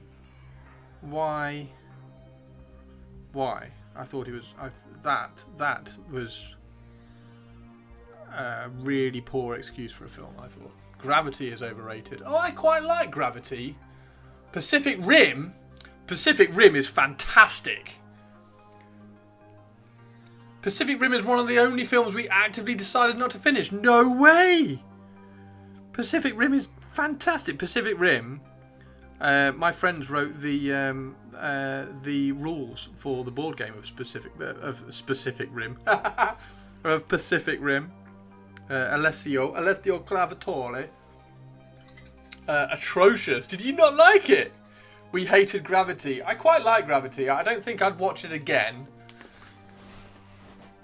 I meant Gravity as a gravitational pull. I don't think I'd... So Gravity is one of those...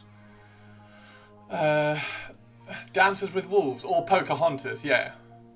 But with a worse script, though, One Stop, because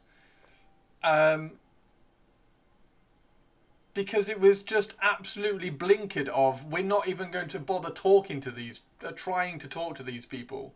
We're just going to aggressively take what's ours.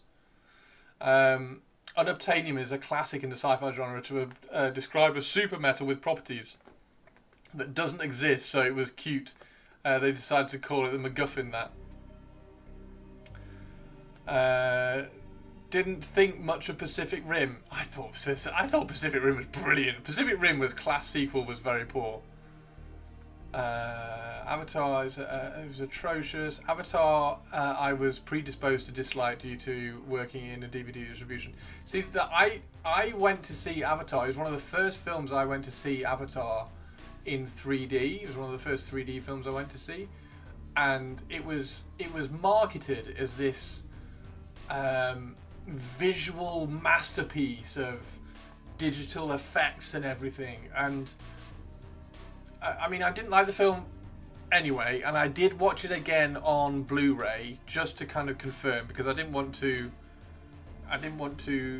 be too judgmental because of this one thing. But like, you'd get a scene and you were flying through all the weird trees and shit that they had over there, and then because it was all in 3D, you'd have like branches coming and like flying and like coming across the top of your head, so you could never like look and explore what was happening in the scene. So that annoyed me as well. And then the storyline, I just don't think there was any coming back from that storyline. Gravity wasn't helped by Ben being a physics masters and me having recently read Chris Hadfield's book. Everything about it was too incorrect to ignore. Yeah. So those sort of things, I mean, it's like that's the difference between well, not the difference between, but that's the reason why Fast and the Furious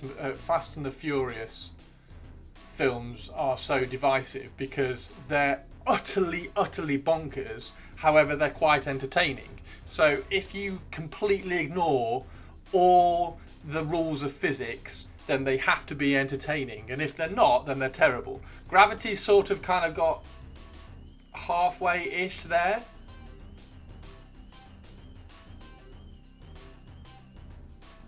Gravity got kind of halfway-ish there, and I enjoyed watching it, but it's not one of those films that I would watch again.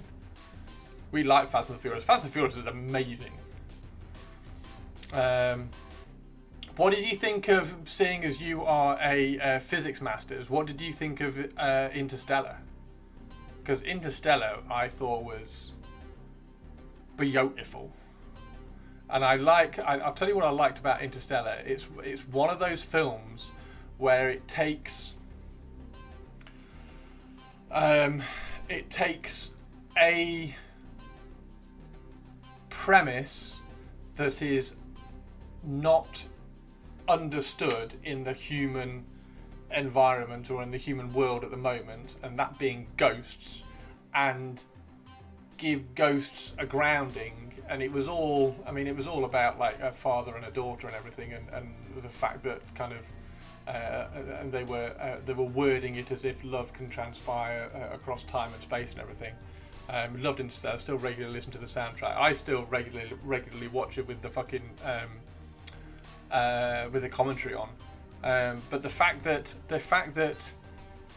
they found a theory, if you like, to explain ghosts, I thought was brilliant, and that was all kind of woven across the whole thing.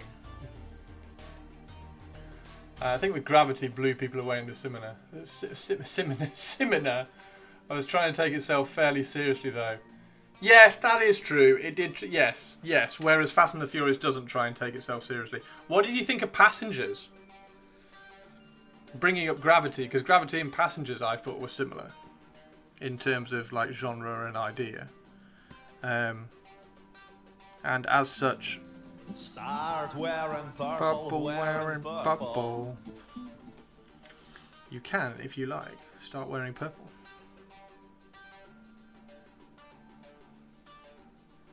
But yeah, last year, Abigail, which is one of the movies for this month on movie night, Abigail was absolutely brilliant. Interstellar and Arrival are both fantastic. The physics of Interstellar is a bit rudimentary, but they needed to make it somewhat easier to understand. Yeah. Physics in a movie, you have to have understandable physics in a movie. I thought it was very good.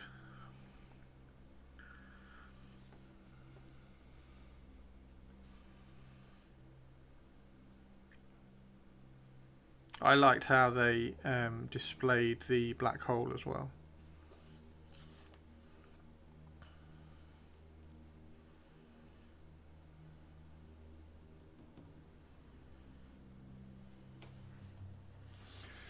If it was a surprise, it would have been even better. Abigail is great, but hurt by the marketing.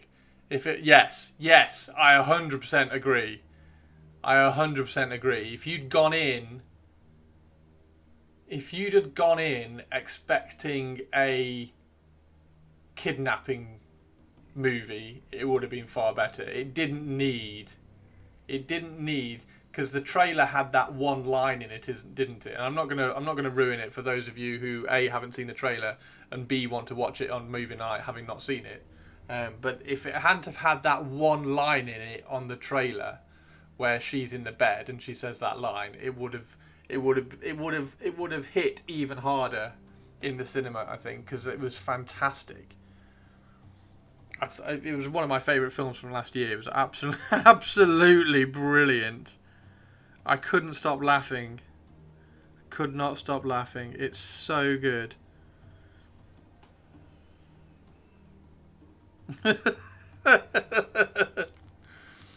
Abigail is horror. I don't do horror. It's not horror. It's black comedy. It's just brilliant black comedy. Passengers is fun if you look past the yikes. Like the morals. The morality of it. I mean, a lot of the time movies are there to kind of highlight morality, right?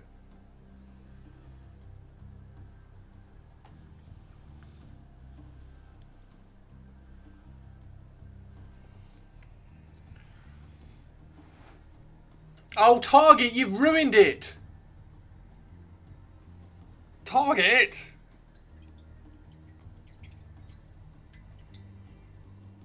We were just talking about not ruining it, Target. Nobody read what Target's just put.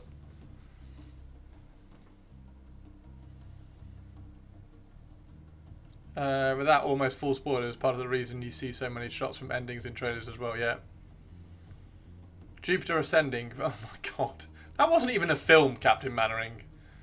Like, the bored man wakes up pretty lady and changes her whole life just because he feels like it. Yeah. The morality of what he did.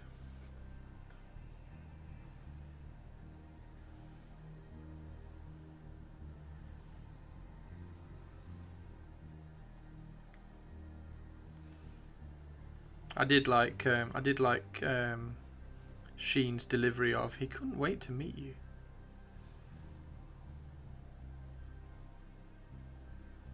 Oh yes, he planned it a lot.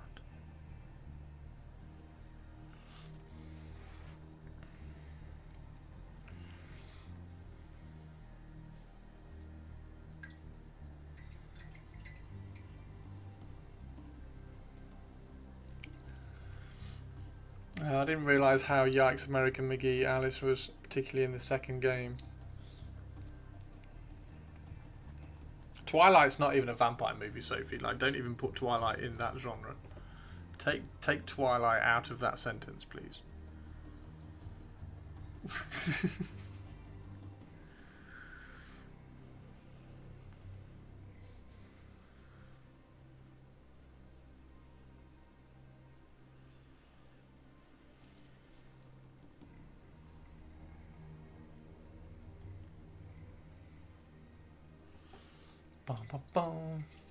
We quite enjoyed Jupiter Ascending. It was fun. Really? Okay. That's interesting. I don't think I've ever met anybody who did like Jupiter Ascending, so that's cool. Although, to be fair, I disliked it that much. I don't think I've ever talked to anybody about it, so maybe I haven't even asked. Maybe I haven't even got round to asking anybody what they thought of Jupiter Ascending, so that's cool.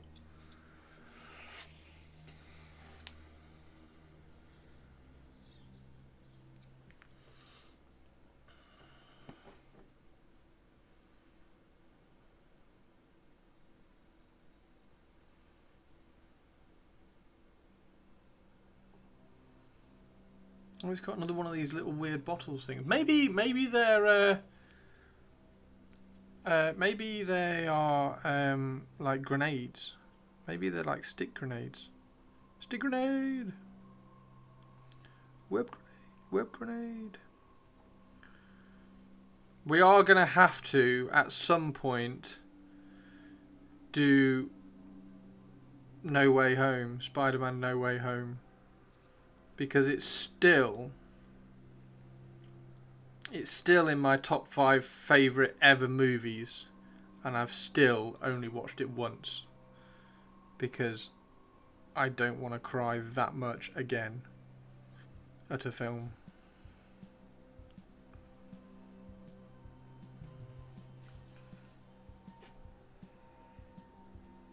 Eddie Redmayne doing his whispering.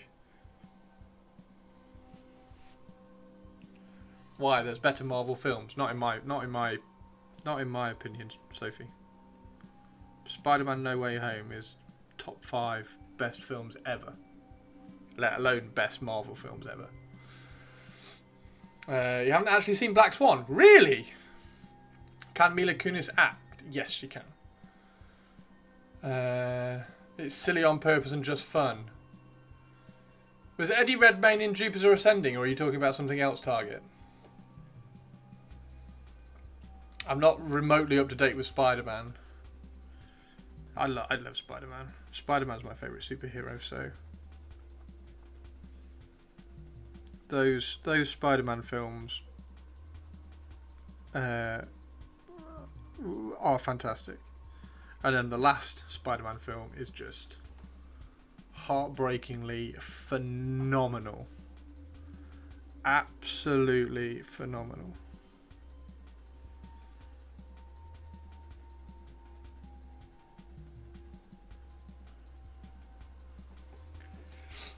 I think she's good. Probably wouldn't say great, but solid good. He was an evil alien emperor or whatever in Jupiter Ascending. Was he? Wow, there we go. That's that shows you how much. Actually, to be fair, when I watched Jupiter Ascending, I'm not entirely sure I knew who Eddie Redmayne was. So, was it one of his earlier films? because he hadn't done like the Stephen Hawking film and stuff, had he?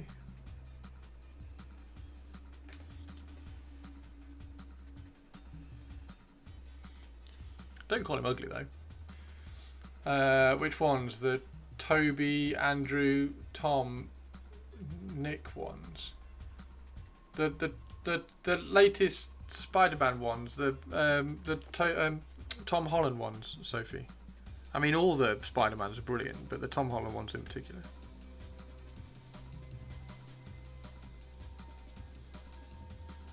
This is where Sophie said, "Oh, I don't like Tom Holland."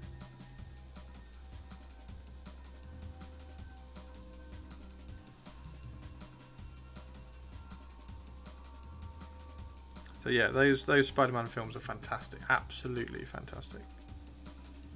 And the last one, I just utterly adore. It's not my favourite film.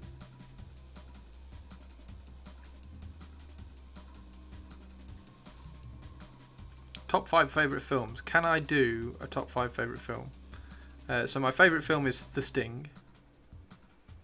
It's brilliant. And then... See, The Sting is head and shoulders above everything else I've ever watched. So The Sting is up there as the favourite. And then after that, there's like just a whole bunch that take up the top 5. So I've got four spots. Fight Club is in there, because that's fantastic. Toy Story is probably in there. See if I can find anything to replace Toy Story with. Alien Romulus has got a good shot at being in there actually after last year. That was a fantastic film. So The Sting, Fight Club, Toy Story, Interstellar, Spider-Man No Way Home. I think that's my 5. That's 5, isn't it? The Sting, Toy Story, Interstellar, Spider-Man No Way Home, Fight Club. Fight Club is great, but I don't think it has the repeatability aspect for me, which is important. Oh, I've watched Fight Club so many times, it's insane. Oh shit, The Good, the Bad and the Ugly, for a few dollars more. So I need to put for a few dollars more in there. So, The Sting, Fight Club, for a few dollars more. Spider-Man, Toy Story or Interstellar? Interstellar. There we go, there's my 5. Toy Story had to go.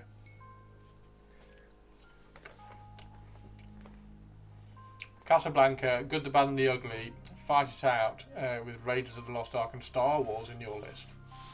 Which Star Wars? The first one. Pan's Labyrinth needs to be in your list too. The only movie that makes me cry like a baby every time. See that? Well, I don't know whether that's Spider-Man No Way Home because I've only watched it once. Field of Dreams obviously just makes everybody cry. I'd still rather they finish on a high though. What did Sophie say? I know, right, such a ending though. I wish they could have done at least 2 more seasons.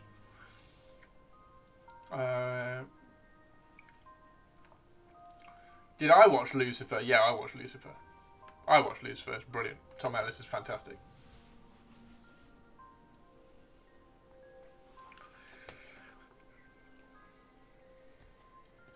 Could have done at least 2 more seasons. I think they were running out of where to go. I think they were running out of places to go. So I think ending on a high, because they didn't quite know what to do with his mum. That whole mum storyline was really tricky to kind of tie up.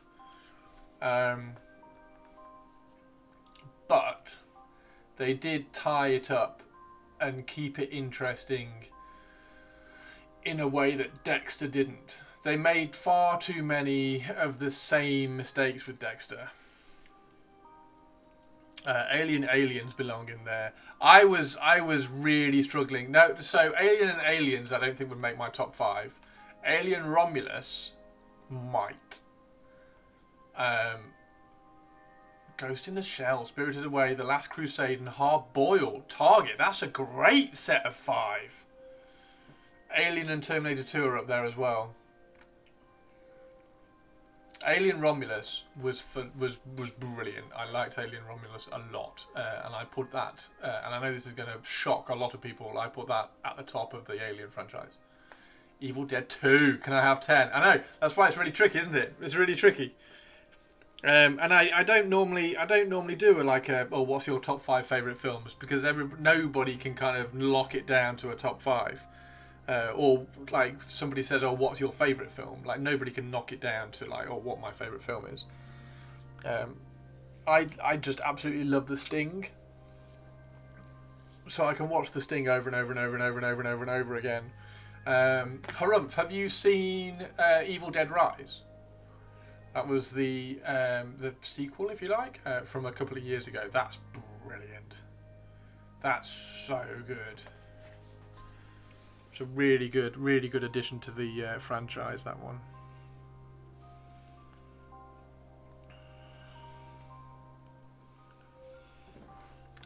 Galaxy Quest, when people asked and later I figured out that Predator is my actual favourite.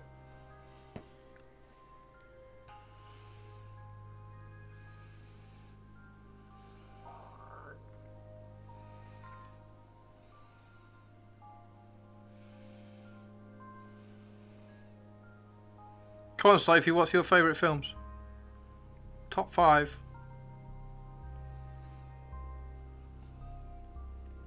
If you struggle with a top 5, list some that are vying for the top spot or something. I usually say The Wizard of Oz. Really?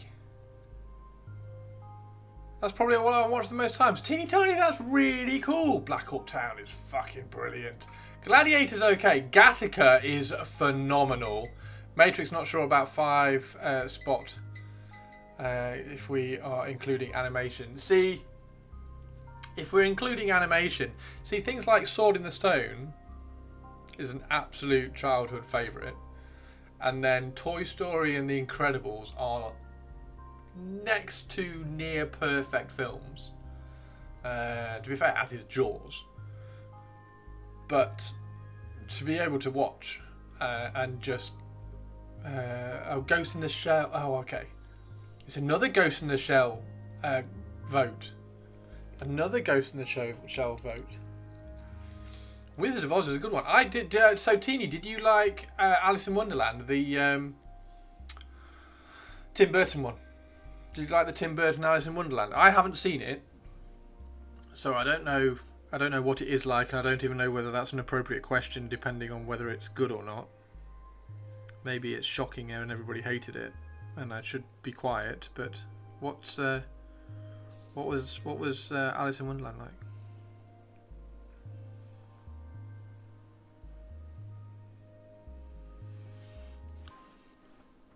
No reason to be biased against animation. So many absolute bangers. Incredibles, Prince of Egypt, at least half of the Ghibli's output.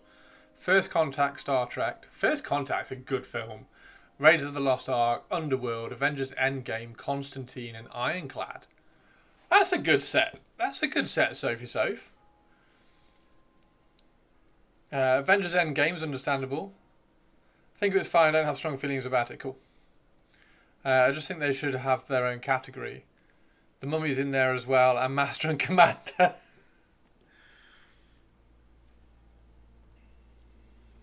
Can we put First Contact is up there? First Contact's really good. First Contact is very good. Can we put The Proposal up there as well? Sandra Bullock and Ryan Reynolds.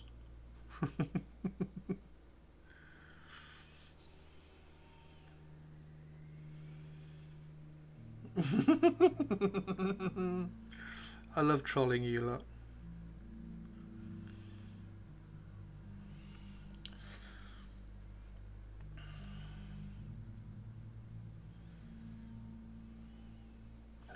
Okay, here's one. Favourite Pierce Brosnan film?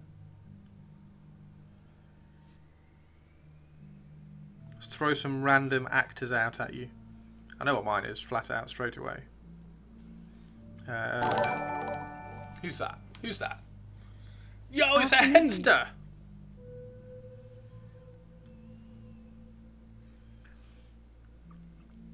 Nice one, RB. I was just going to say, I know what mine is, and it doesn't involve Sylvia Onatop. Wow, everybody's GoldenEye. Wow! How are you, Henster? Henster, do you want to see Gorgon? This is silly.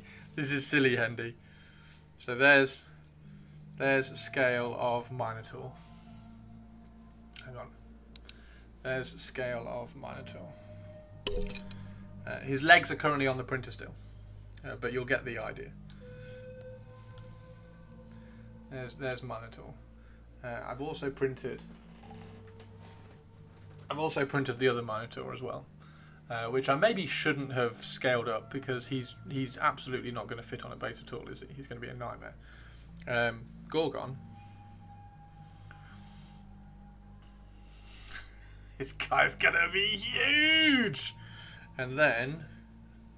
look at this guy. He's going to be brilliant! Look at that. Look at the size of it. I told you that. I know you told me that. I am well aware that you told me that, but I couldn't not have him the same size as my other Doom Ball. He's mega.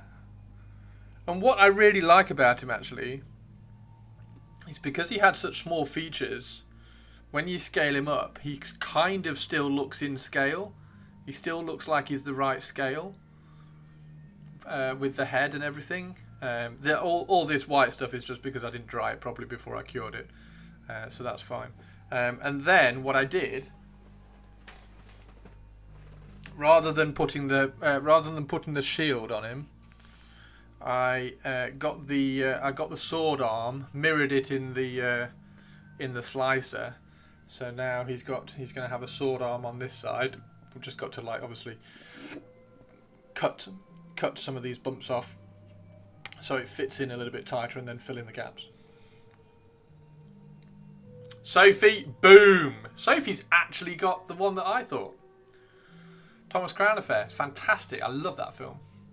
I love the Thomas Crown Affair film for the soundtrack more than anything as well. Mars Attacks. More of a Die Another Day fan. Oh, but quite like some of his recent acting. He was very good in... I can't remember the name of the film now. It was something like... It's one that I always get mixed up with Butterfly Effect.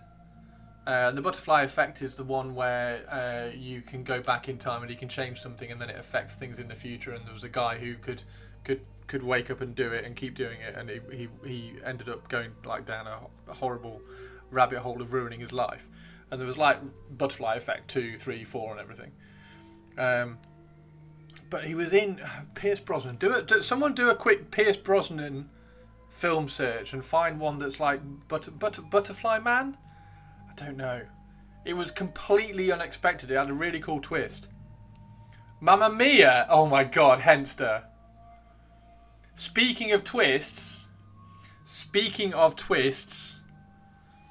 and if anybody says The Sixth Sense, they're going to get banned. Best movie twist. Best movie twist. Most surprising, best, whatever. Like one that you didn't see coming, anything like that. Best movie twist. And I've got mine. I know what mine is. And if anybody gets the one that I think of, I'll be very impressed. The Lawnmower Man. Is it The Lawnmower Man? I'm joking, but Mamma Mia isn't a bad movie from what I can remember. No, Mamma Mia was good. Death Watch. What was the twist in Death Watch? I don't know whether I've even seen that film. Fight Club or Oceans? Fight Club was a fucking brilliant twist, to be fair. Fight Club was a brilliant twist, to be fair. Ocean's 11 was good. Ocean's 11 was a bit more of a magic trick for me than a twist. But yeah, I get what you mean. It was a bit more of a, what do you call it, misdirection. But yeah, Fight Club or Ocean's 11. Primer, the Others was a good twist. The Others was a good twist. Fight Club was good.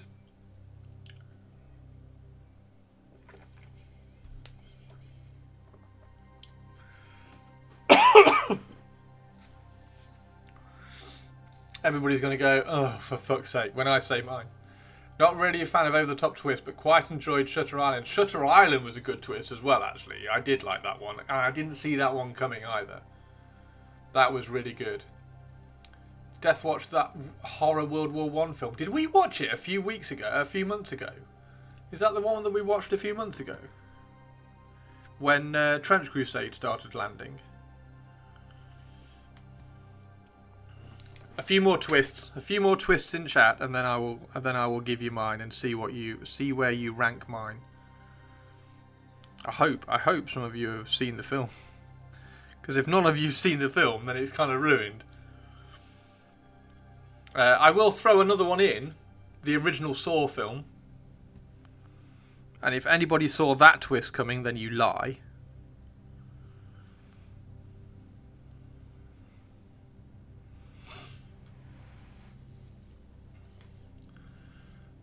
There's a single thing that tells you what it's all about. Oh. I'm going to have a quick Google on Death Watch and see if I've seen it. Doesn't ring a bell. Muppet films should be Muppet films should always be shouted out.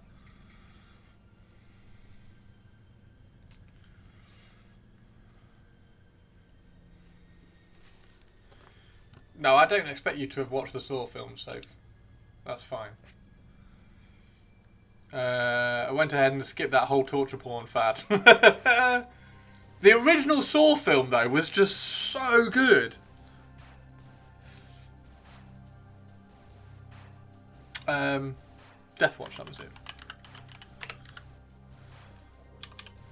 Death Watch. Death Watch, 2002. No, I haven't seen this one.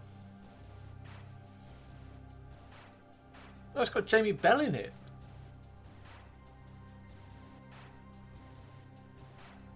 And Torben Liebrecht. Oh, okay.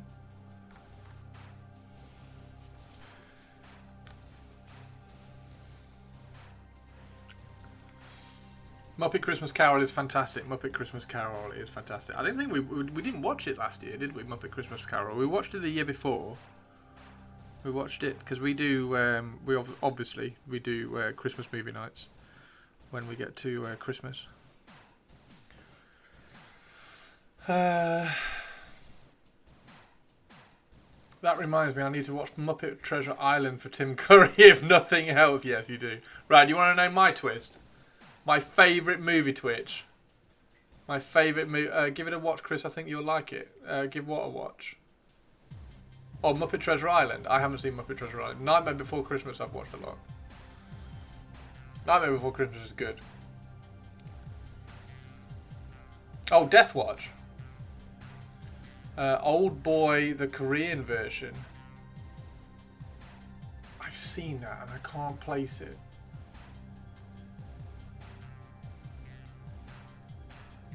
Muppet Treasure Island has Tim Curry. He does. The Mist was a brutal sort of twist. The Mist is a funny one, isn't it? The Mist is a funny one. Tell you what, I was really disappointed with the series of that as well, because that had the potential to be a really good series. Right, you ready for mine? Oh, please, please, please, somebody's seen it. I'm not even going to be able to keep a straight face. Honestly, it was such a good twist. Final Destination 5. The end of Final Destination 5. I thought was one of the best script twists ever. It was fantastic. If nobody's seen it, everybody's seen Final Destination, right? I can explain it really quickly if nobody's seen it. Oh, dude, it looks so freaking cool. Yay! Where's the really good one?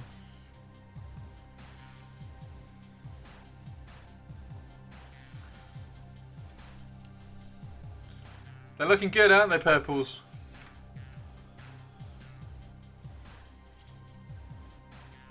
So, everybody's seen Final Destination, right? Final Destination, Death sucks at his job and gets super petty about it. It's really good. It's a really good premise. I love the premise. So the first Final Destination, right? Everybody's seen the first Final Destination, where they're on a plane, and then the guy has a premonition about the plane blowing up, and he gets off, and then he gets off. He pulls his mates off. He has like a massive like the plane's gonna blow up on the plane, and gets everybody upset, and he gets kicked off the plane, and they're in the airport, and they're like, oh my god, dude, I can't believe you just ruined our holiday, blah blah blah blah blah, and then they look out the window and the plane blows up. So the idea of Final Destination is that they've now cheated Death, and Death has to then come back, close the loop, and kill them all off. And then Final Destination 2, and then Final Destination 3, 4, and everything. And then Final Destination 5 comes out, and everybody thinks it's going to be just another sequel, blah, blah, blah. And it's going to be... it's going to be the same old as it's been, the same old thing that it's been for the last 4 films. And it follows these teenagers through the film, and they do the same thing where... they avoid, I think it's a bridge. I think it's a bridge in Final Destination 5. So they avoid a bridge falling, and they're on a school bus, and the teenager in it pulls all his mates out of this school bus and gets them off the bridge just before the bridge collapses. So throughout the film, Death again is coming back, and he's trying to close the ends and kill them off, and they avoid all of it. Like, very, very few of them die all the way through it. And then right at the end, they get on a plane. And it cuts to the kid putting his luggage in the luggage compartment up above. And he turns round, and there's the guy from the first film having a fit, like, in the back next to him, saying, the plane's going to blow up, the plane's going to blow up, the plane's going to blow up. And he gets taken off, and the guy goes, what was his problem? And he sits down, and the plane takes off, blows up, kills them all, closes the loop, and then starts it again. It's so good. It's so good, because you're like, oh, just not expecting it at all. Absolutely brilliant. Yeah, it goes straight back to the start of Final Destination 1. There were signs before, yes. There were, if you watch it again, knowing that, then yeah, there are signs, as always. But that was fantastic. Not the plot itself, it's seeing what Death is going to do to correct the mistake. Yeah. Yeah. I really like the Final Destination films. I think they're very, very good. And I would... The cool thing about those is that they can just kind of keep going and going and going. But yeah, I really like the Final Destination films.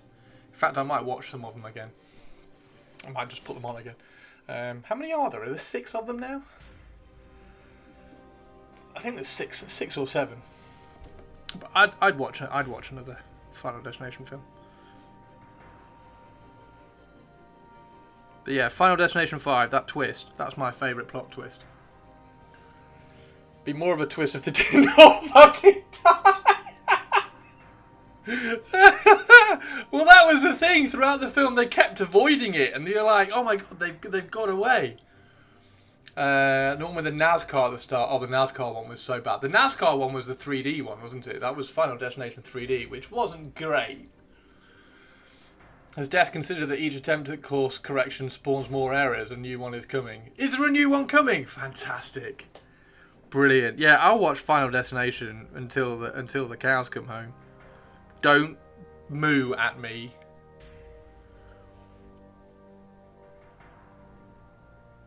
But yeah, there we go. That's my favourite plot twist.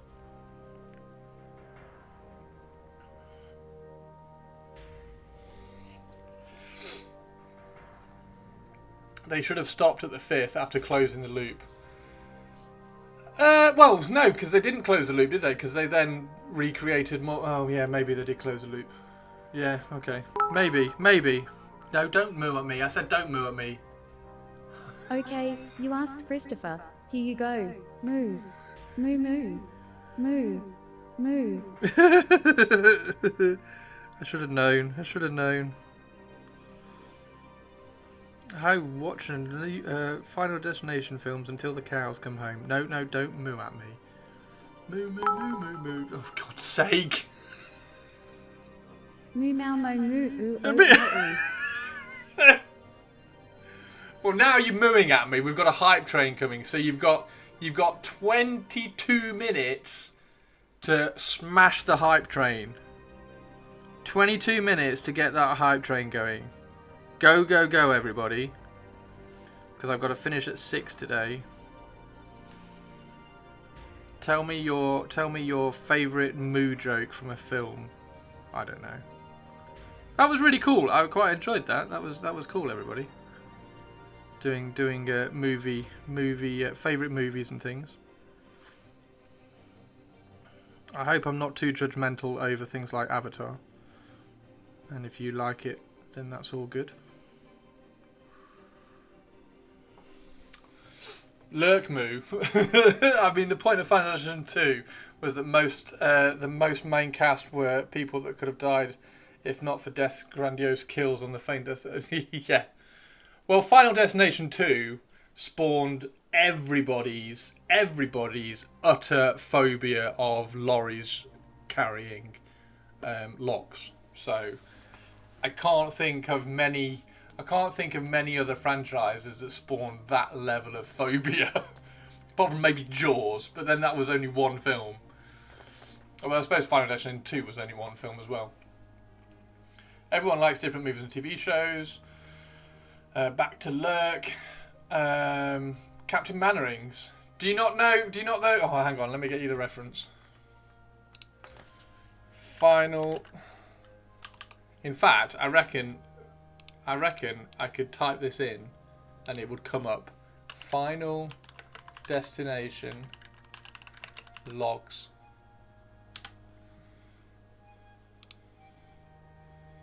There we go.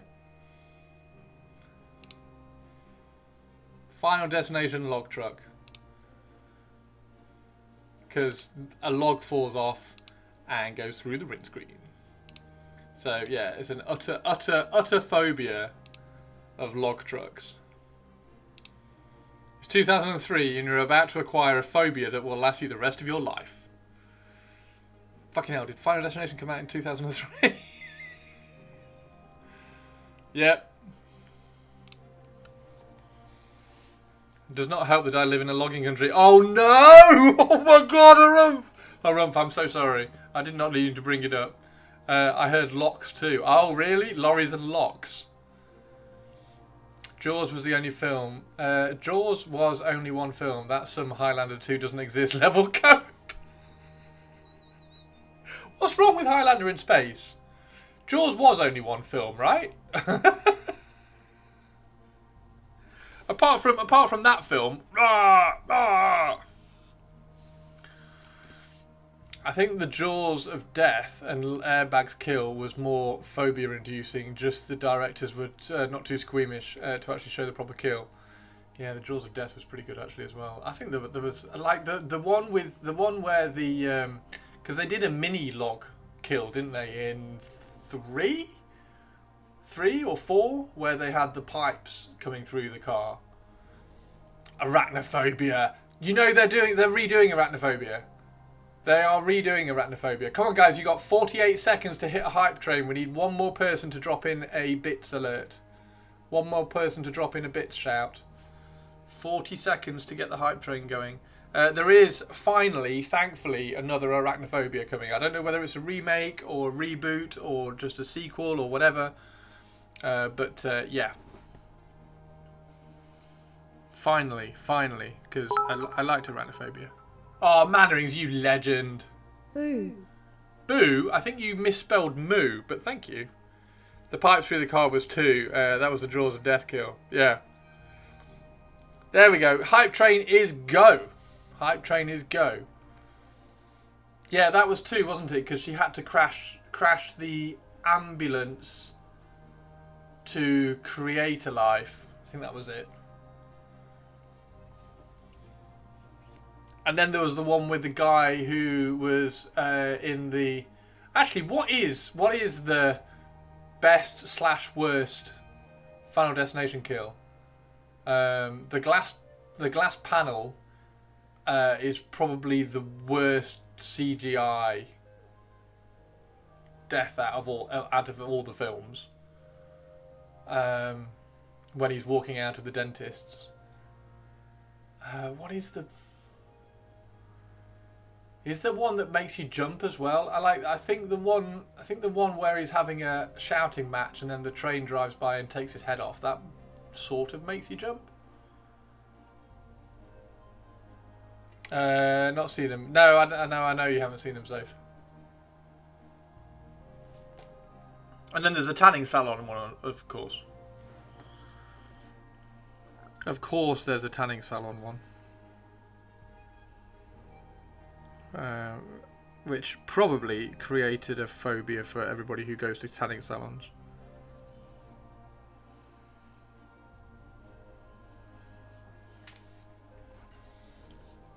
Right, last one. Oh, actually, I've just spotted a little bit of gold that I've missed. Hype train. Thank you for the hype train, everybody. Thank you very much. People who go to tanning salons need more phobias. They deserve to have a phobia. Is that what you're saying, Target? If you go to a tanning salon, you deserve to have a phobia.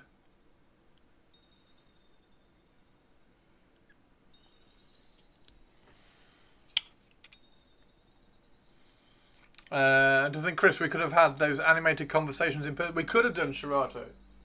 We could. I'm really sorry, dude. Have to do it at Bang Average Chicken Bowl at some point. What's he calling it now? The Andy Open or something? How was the flight back? Shirato, Shirato.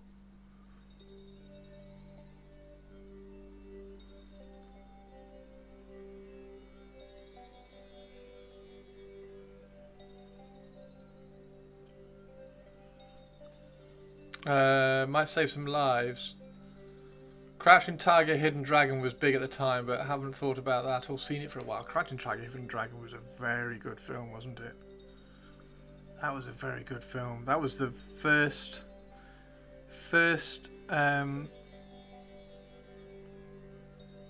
Eastern cinema film that hit it big time, kind of thing. That did like Hollywood numbers. Such a good film.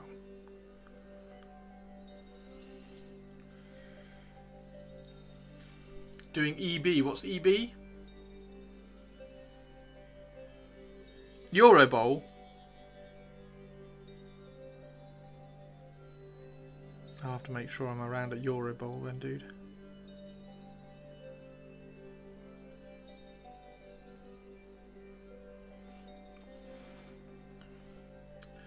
Right, last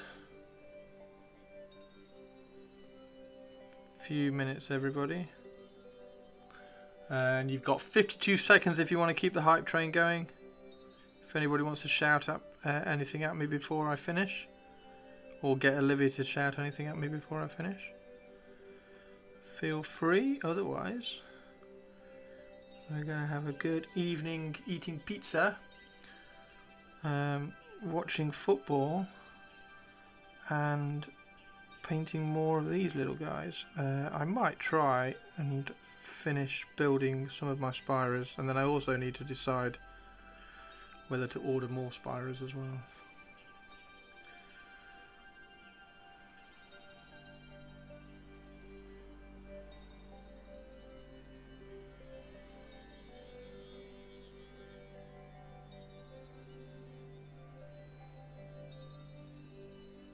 Thank you very much, everybody, for being so awesome today. What have we got? We've got 13 minutes left. What's everybody's favourite movie ending? Regardless of twist or anything like that, what's everybody's favourite movie ending? Because some things, like Law Abiding Citizen and arguably Interstellar, kind of, sort of. And what else? Oh, Gattaca had such a good ending. Gattaca had a really good ending. Yeah, all those movies which don't quite nail the ending. Beneath the Planet of the Apes, Audition. Oh my god. One of my favourite horror films, Audition. One of my favourite horror films. I am Team US. Nice, man. Battle Royale's very good. A Good, the Bad and the Ugly showdown. Perfect acting, editing, score. Oh. See, I really like The Good, the Bad and the Ugly. It gets a little bit lost in the middle. Like when they get captured, I kind of want to skip all that bit. The Seven ending. I watched Seven the other day again because I can watch that film over and over and over and over again.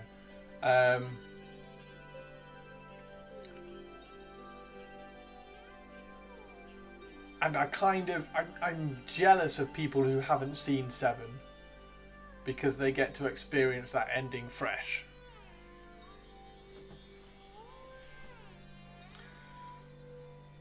You hate and love that film. Yeah, I'm not on the love and hate it. I'm on the love and I don't know. I don't know where I stand on Seven anymore. I used to love it. I used to absolutely love it, and I watched it the other day. I was like, this is still really good. Probably Sucker Punch. Oh my god, Memento. I thought Memento is one of those films where and I've watched the interview where he talks about coming up with the idea of Memento. But Memento is one of those films where I have no idea,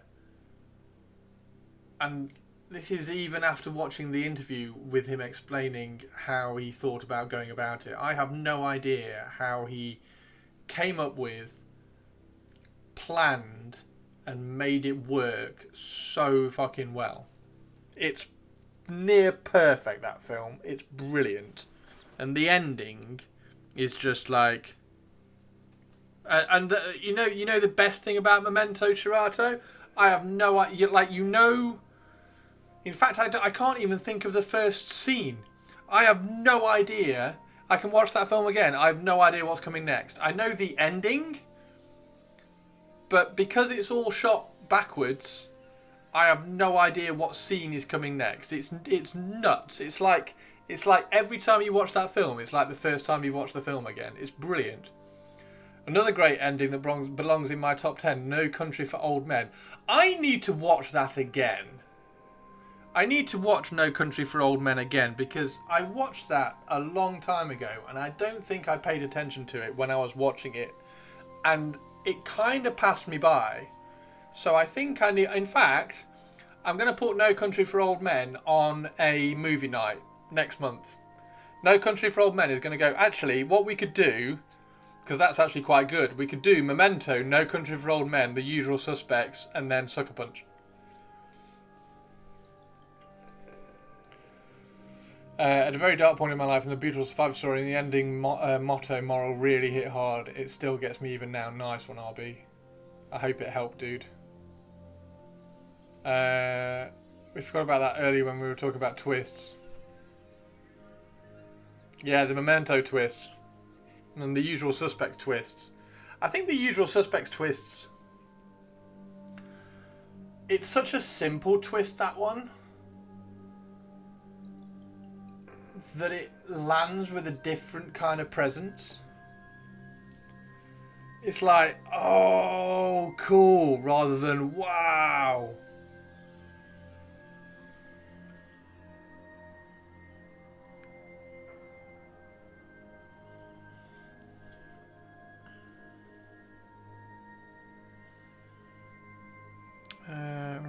do these little bits here. That's some good endings. That's some good endings.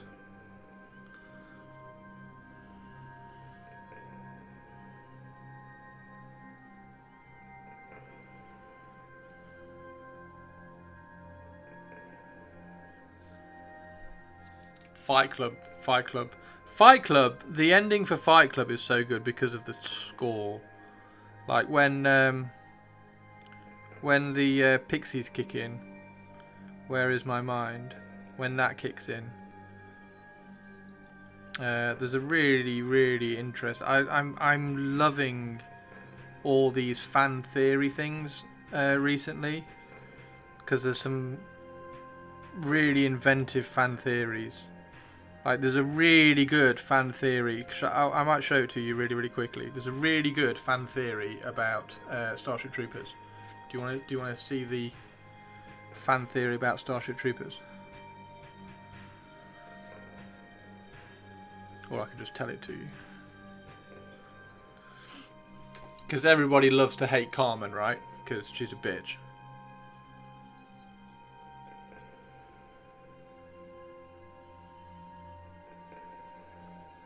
The fan theory makes it all the more easy to dislike her even more. The book that was amazing and epic, or the movie that was a flaming pile of dark. What? Starship Troopers film is brilliant.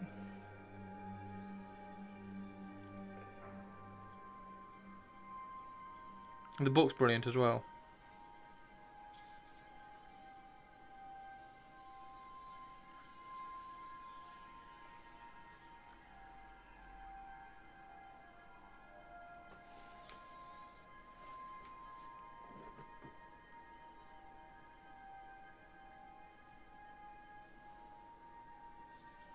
Come on, apes, you want to live forever?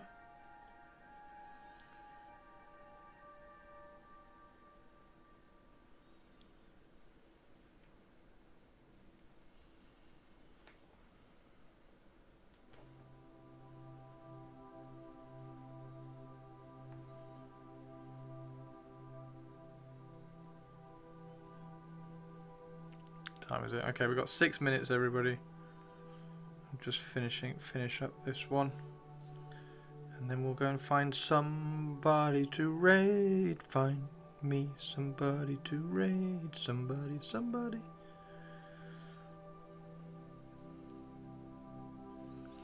Everybody find me. In the like 4 or 5 Starship movies, I think there's 4. I think there's 2 live action and 2 animated.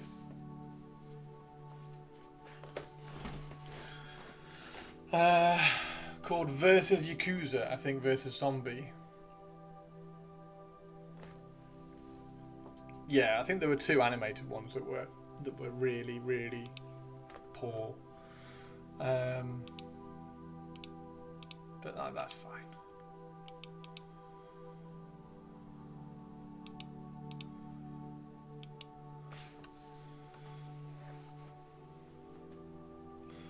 Okay, right, now, do we want to go and listen to Rob talk about the Battle Scroll update for iOS? Do we want to go and see Cryo?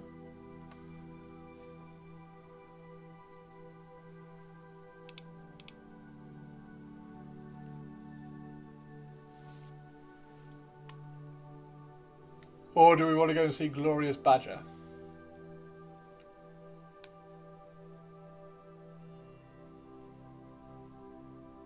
I can't see what Badger's painting.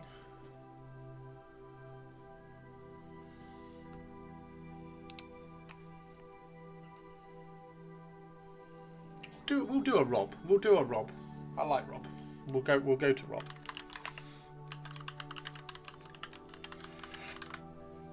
Right. Thank you very much, everybody. Take care.